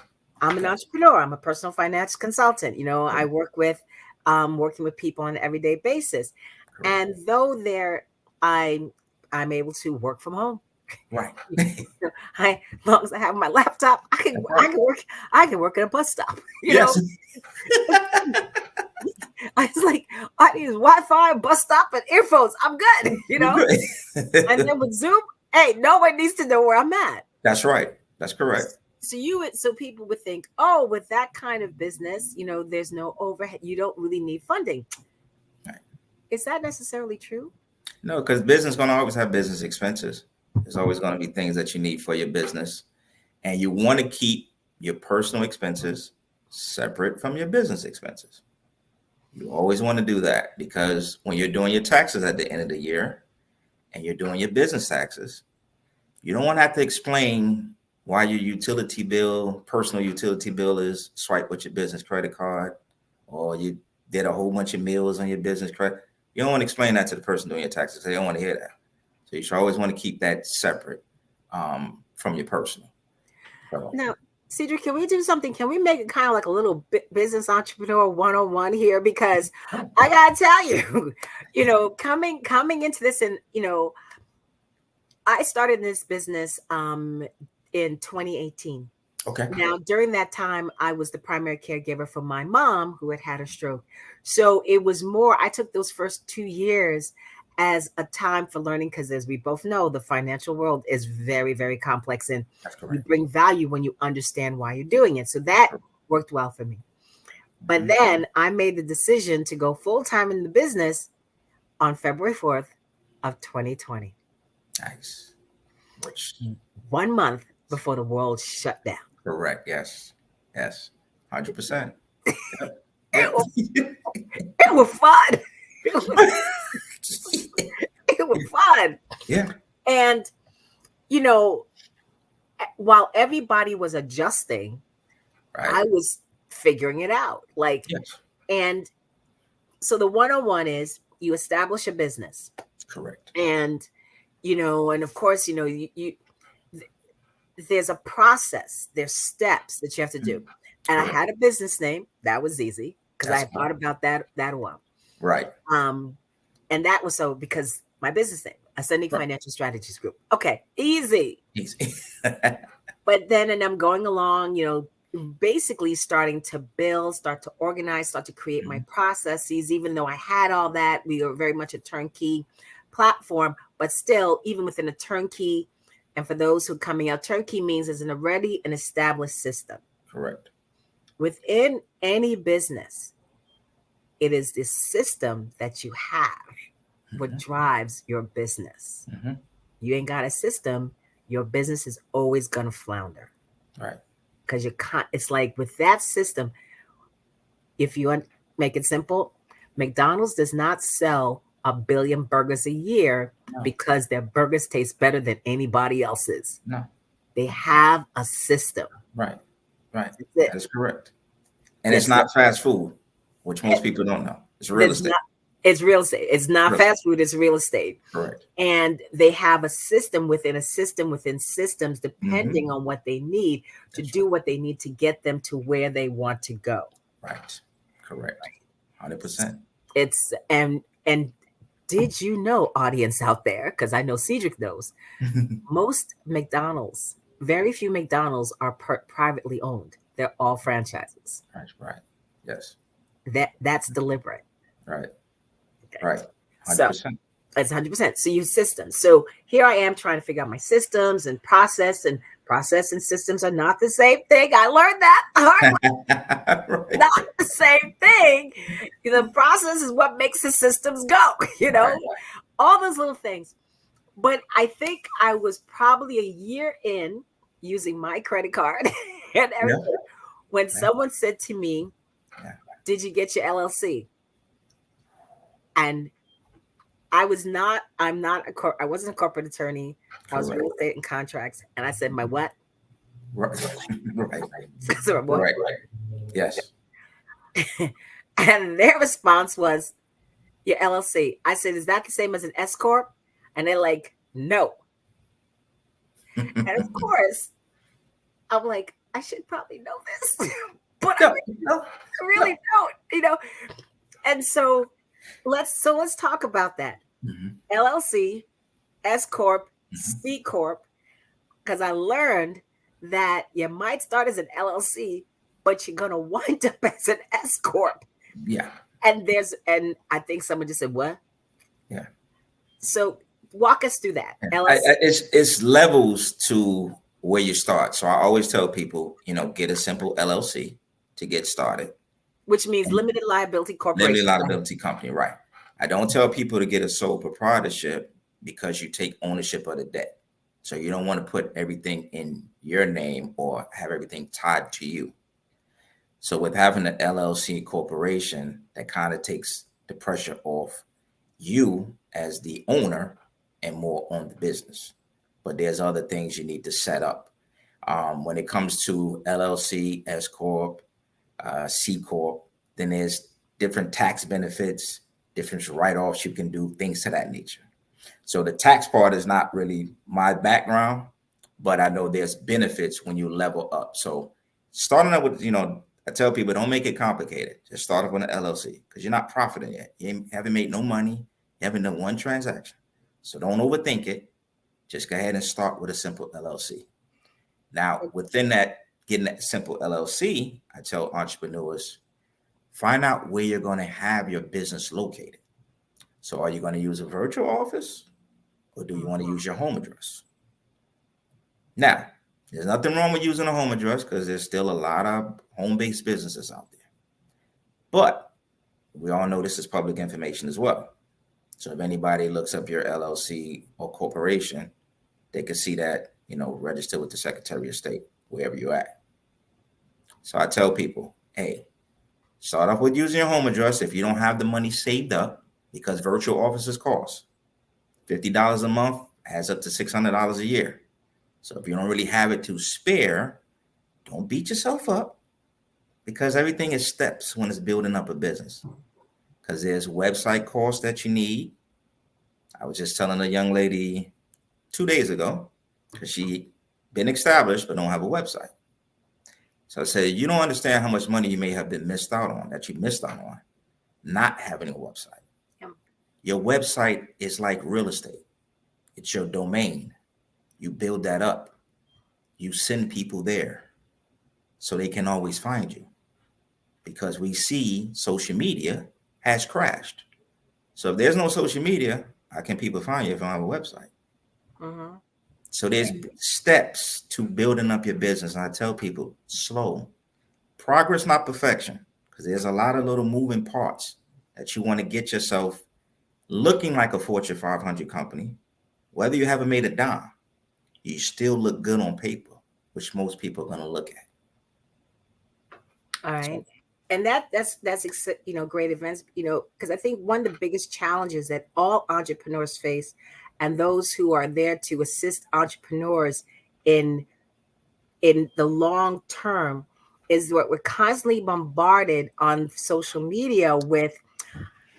I make $16,000 a week. Yes. I only work 2 hours a day. Yes. And if you want to be like me, this is what you do. And I'm sitting there going, you sell crack, don't you? That's the only way you're doing this. And they make it seem that having a 6-7 figure income, yes, is so simple. Yes. That you can wake up in the morning, and in 3 months, yeah, you're driving a Maybach. Yeah. And they don't tell the backstory. They don't tell them, I've been in business 8 years and I got to this point now. Because I can tell people the last 2 years wasn't the best for me. I took a major hit in 2021. So I'm rebuilding the business. And these things happen when you make an investment here, or you do this, or you do a bad business deal, or you work with these people. Things happen.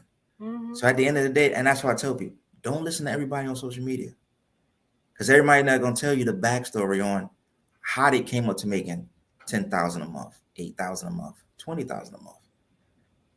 It doesn't happen. Yeah. And the infamous thing I used to always hear is, I'll get you $20,000 off your EIN. No bank is not going to allow you to walk into their bank, show an EIN that has probably made no money or a little bit of money, and just let you walk out with $20,000. It doesn't happen like that. You don't have any credit. You don't have nothing. You don't have anything to show them how they're going to get their money back.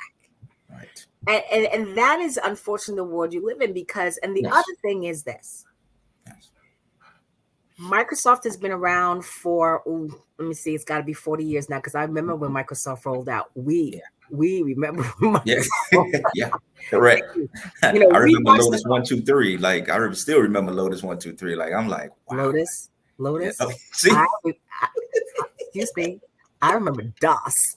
See that, right? I remember that. Yeah. DOS. Remember DOS? And they're like, what is he talking about? I said, never mind. And by the way, DOS is still running. We just don't see it anymore. Right. And everything is built on that when it started. We were there for Apple. Yeah. We were there for every iteration of Apple. Right. And people sometimes act like, oh, this just happened. No, this has been a 40-year process. Correct. Right. You have those businesses that are flash, Yes. pop-ups. They show up like how we still, you have it like the Halloween pop-up. When they show up, Halloween, then they go away. They have the Correct. Christmas pop-up, they go away. And for 1 year, you don't see them.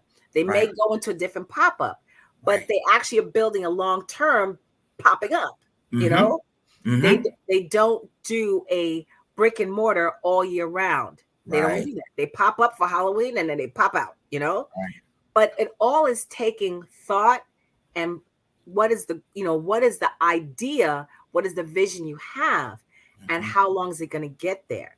But we unfortunately live in a society that says, I remember when I started this. Yes. And I had people say to me, if you're not making 6 figures in 3 months, you're wasting your time. Wow. And that really impacted me. I never thought about it. I realized it took me a while to realize. And then I had a revelation. When you were working in corporate America, it took you 3 months to figure out where the bathroom, I'm exaggerating, but where the bathroom was. Well, let's take it a step further. You was on a 90-day probationary period before you knew you was going to keep that job. Yeah. So at the end of the day, it's like make 100,000 in 3 months. Like, what in your life have you can't lose weight in 3 months. You used to not be able to build a house in 3 months. Now you can build it in 3 days.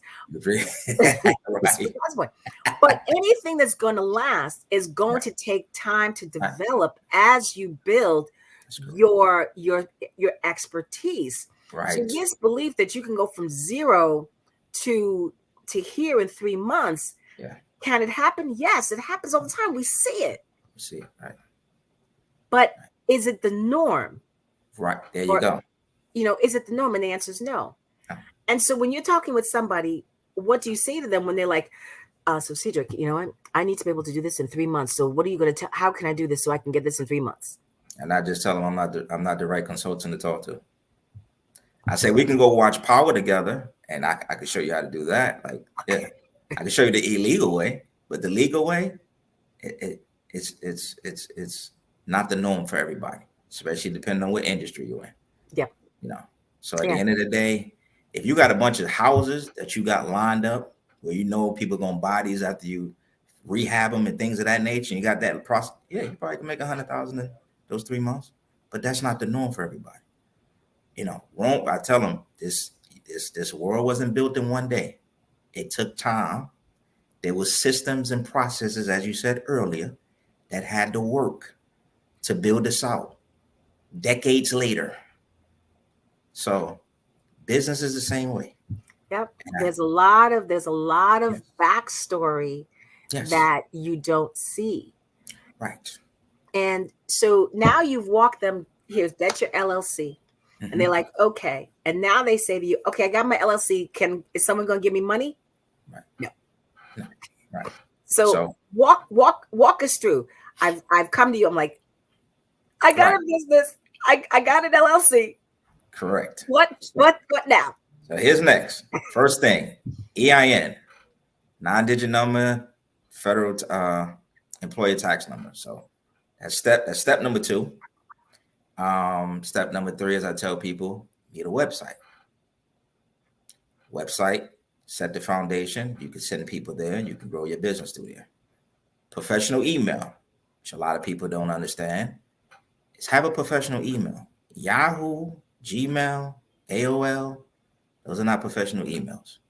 If you own the right, or if you're paying for your domain, GoDaddy, Gmail, they have platforms where you can set up a professional name, where your company name is after the @ symbol. So like my business, my company is New Era Success. My website is newerasuccess.com.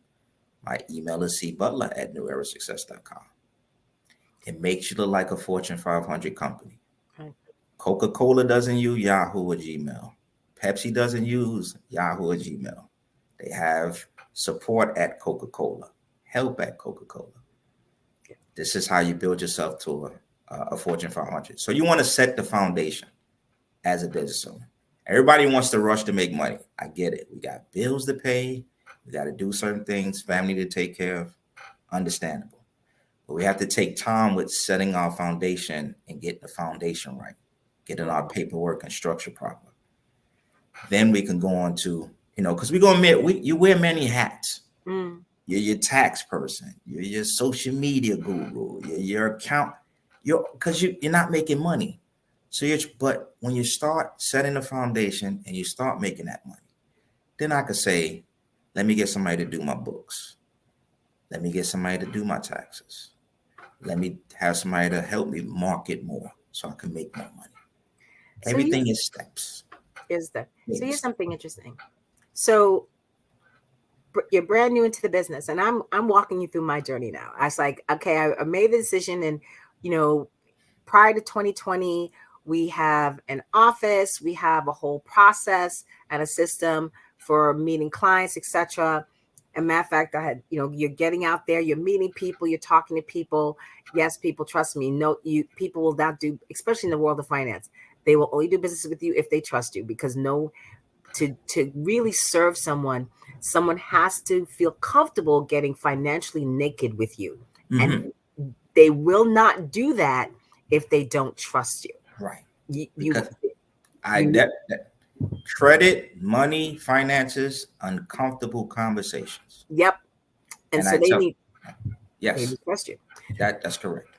So now here comes COVID, and everybody's shifting onto the online domain. Right. And when you are a over the kitchen table kind of business, now you've got to shift into this. And we've stayed in that shift where now it's hybrid of online and in person again, because you basically want to feel someone's essence, so to speak. Right. Yes. But all of this, whether it's the online, you're getting you're talking professionalism, we're on Zoom. There is a difference between having free Zoom that kicks off after 30 minutes and paying for Zoom. Right. So it looks like you're actually a business. Right. Correct. Nothing more embarrassing than getting kicked off because you're on free Zoom. That's correct. Right. No, true. That's true. So there's money for that. There's money for that. Now, then on top of that, marketing's not my world. Right. It's not my world. That's not my thing. Correct. And I remember at one point I was trying to do all this social media. It took me 3 hours to do one piece of content. Yeah. Whereas if I had given it to somebody who knew what they were doing, it'd taken them 10 minutes. It took me 3 hours to do one thing. Correct. So now if you need to market, can you do it? Right. Now, not only you got that, and your books you can do, because that's easy because you ain't got no money, or you're, this is like, this is easy. But everybody can't. That's not everybody thing to do books, to get quick books. They can probably do the basics, but to do like some of the back end reconciliation, that's hard. A lot of people are going to need somebody. Yeah. And then you have a website. Are you going to maintain that website, or are you going to pay someone to right there? And we're not talking a whole lot of money here, but yes. And you want to get your professional domain through Gmail, etc. And you can say, listen, and if you can't afford a professional Gmail, that's fine.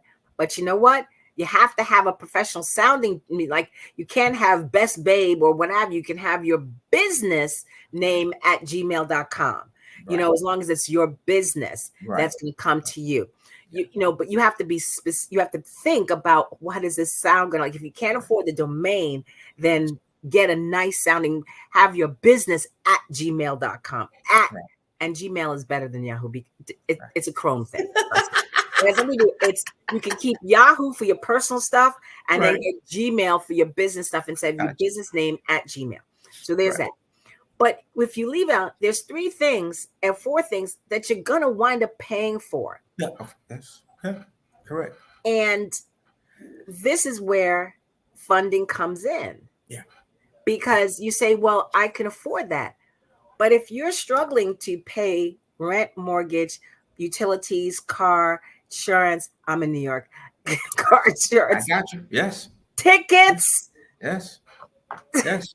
It's a lot. And then you have this expense. So now I'm like, okay, Cedric, I can't afford a website. I'm going to use, something else, there's workarounds, more everything to when you get ready. But I do need to have some type of consistent income to at least meet my basic business expenses. So tell me, how can you help me at least get, maybe I need an extra $1,000 a month just to be able to cover. And if you're in my world, we do travel. I drive to see clients. I am licensed in 12 states. Luckily, I can do online. Right. But sometimes you gotta travel. Yes. So you say, 100%. maybe I need an extra $2,500 a month. What can you do? How can I? So what would you then say to me? And maybe my only income is my job. So when hearing somebody speak and hearing them talk and letting me know where they're starting, things of that nature, one important question I do ask, and I left this out, is I ask them, where's your credit score at? Because it's very important. If you don't have good credit, we need to start working on that good credit. We need to start building that up, because the only way you're going to get funding is to have good personal credit. That's it. Like, everybody looks at credit now. Like 2020 was the great reset.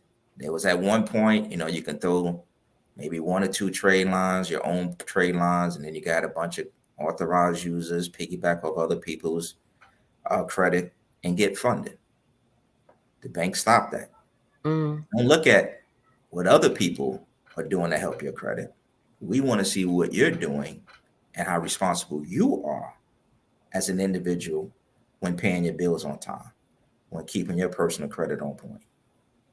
So that's one thing I do tell them. That's why I tell people it's uncomfortable, because I have to ask.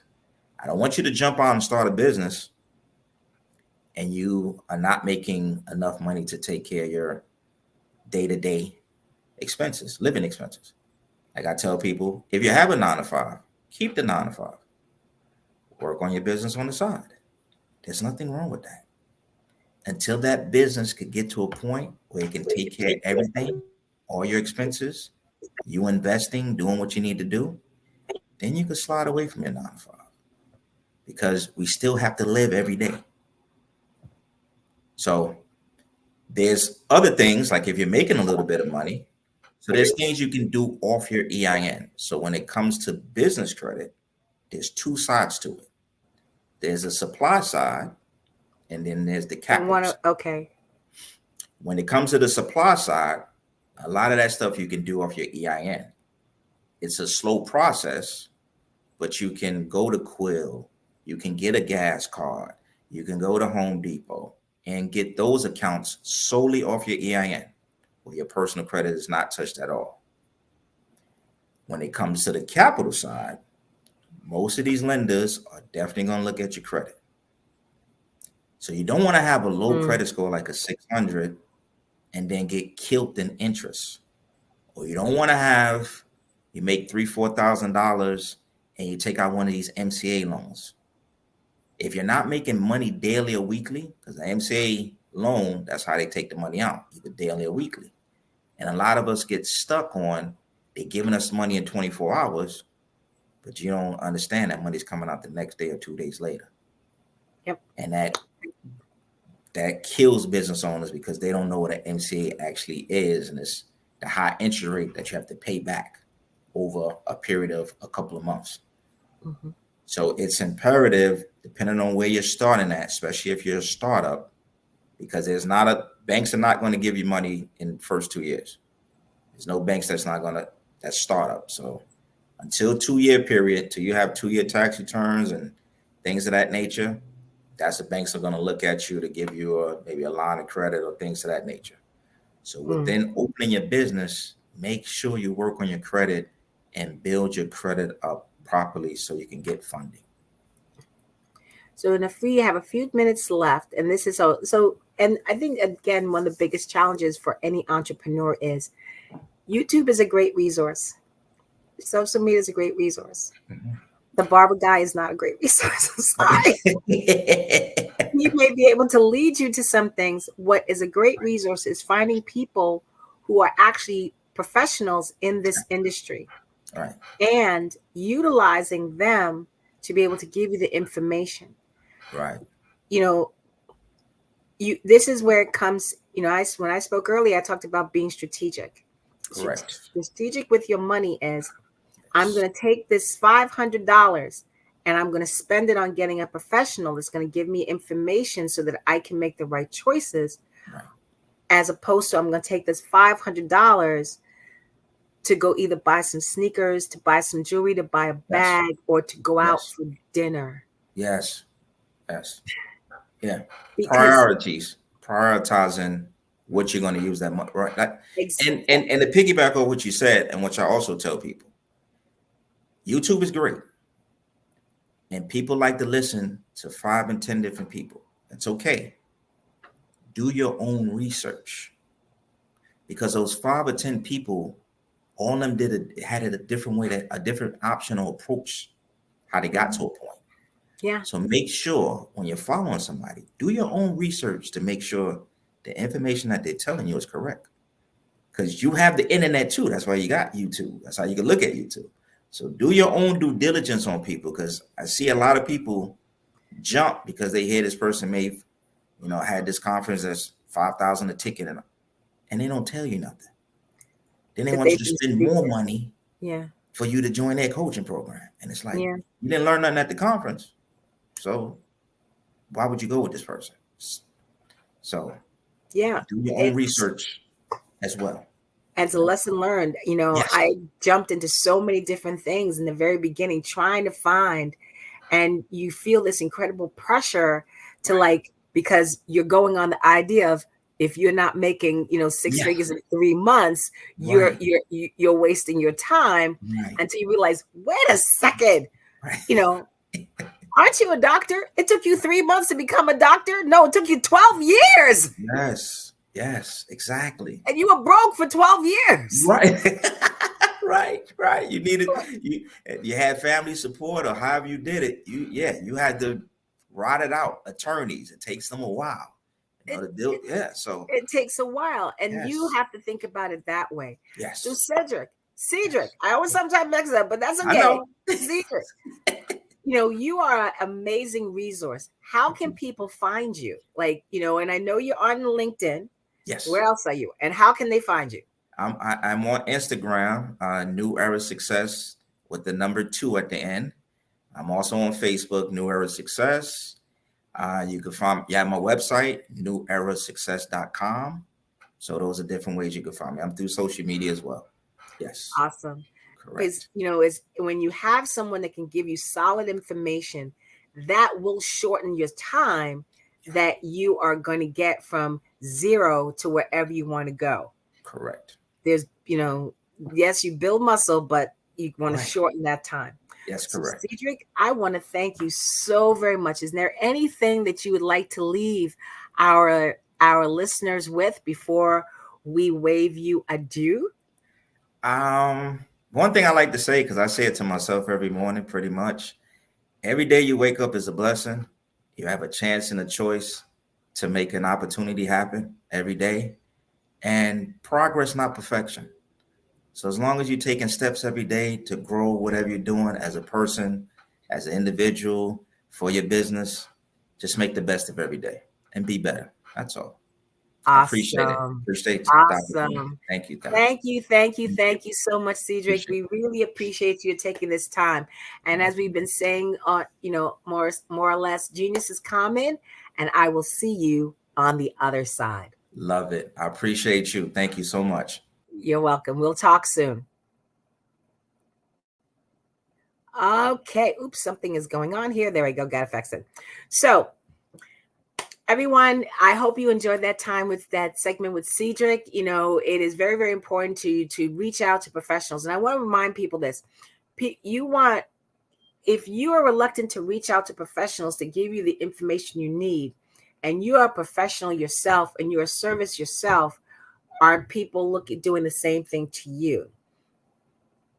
I want to repeat that. If you're reluctant to reach out to people who are professionals in services and rather just do everything yourself, do you think that your mindset is common, Or do you think your mindset is singular to you because other people are trying to do the same? And we want to change that, especially within the Black Business, the Black Business Network, is to promote and encourage people to meet experts in their field. And you know that this is someone that you can reach out to be able to serve you and the community, serve you and what you're doing, and help you to grow your business.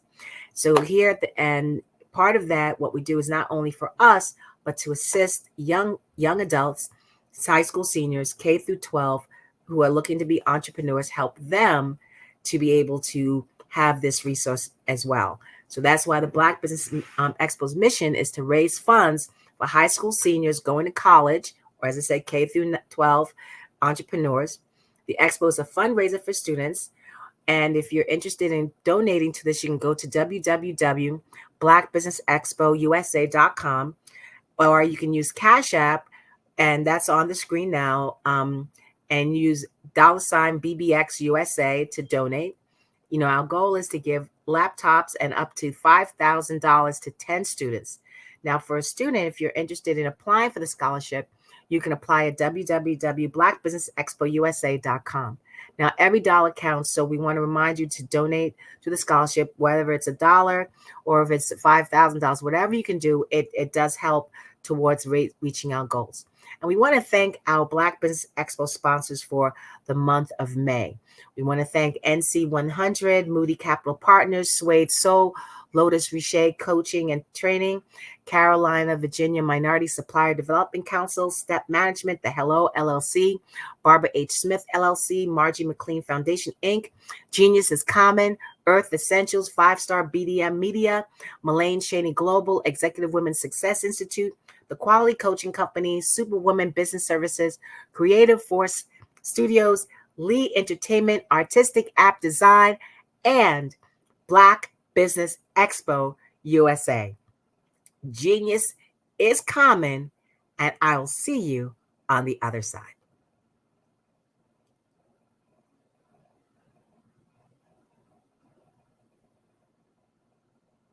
Hello, I am Dr. Eric Kelly III, the visionary strategist and founder of the Black Business Olympics. I invite you to showcase your Black-owned businesses on the Black Business Network global stage.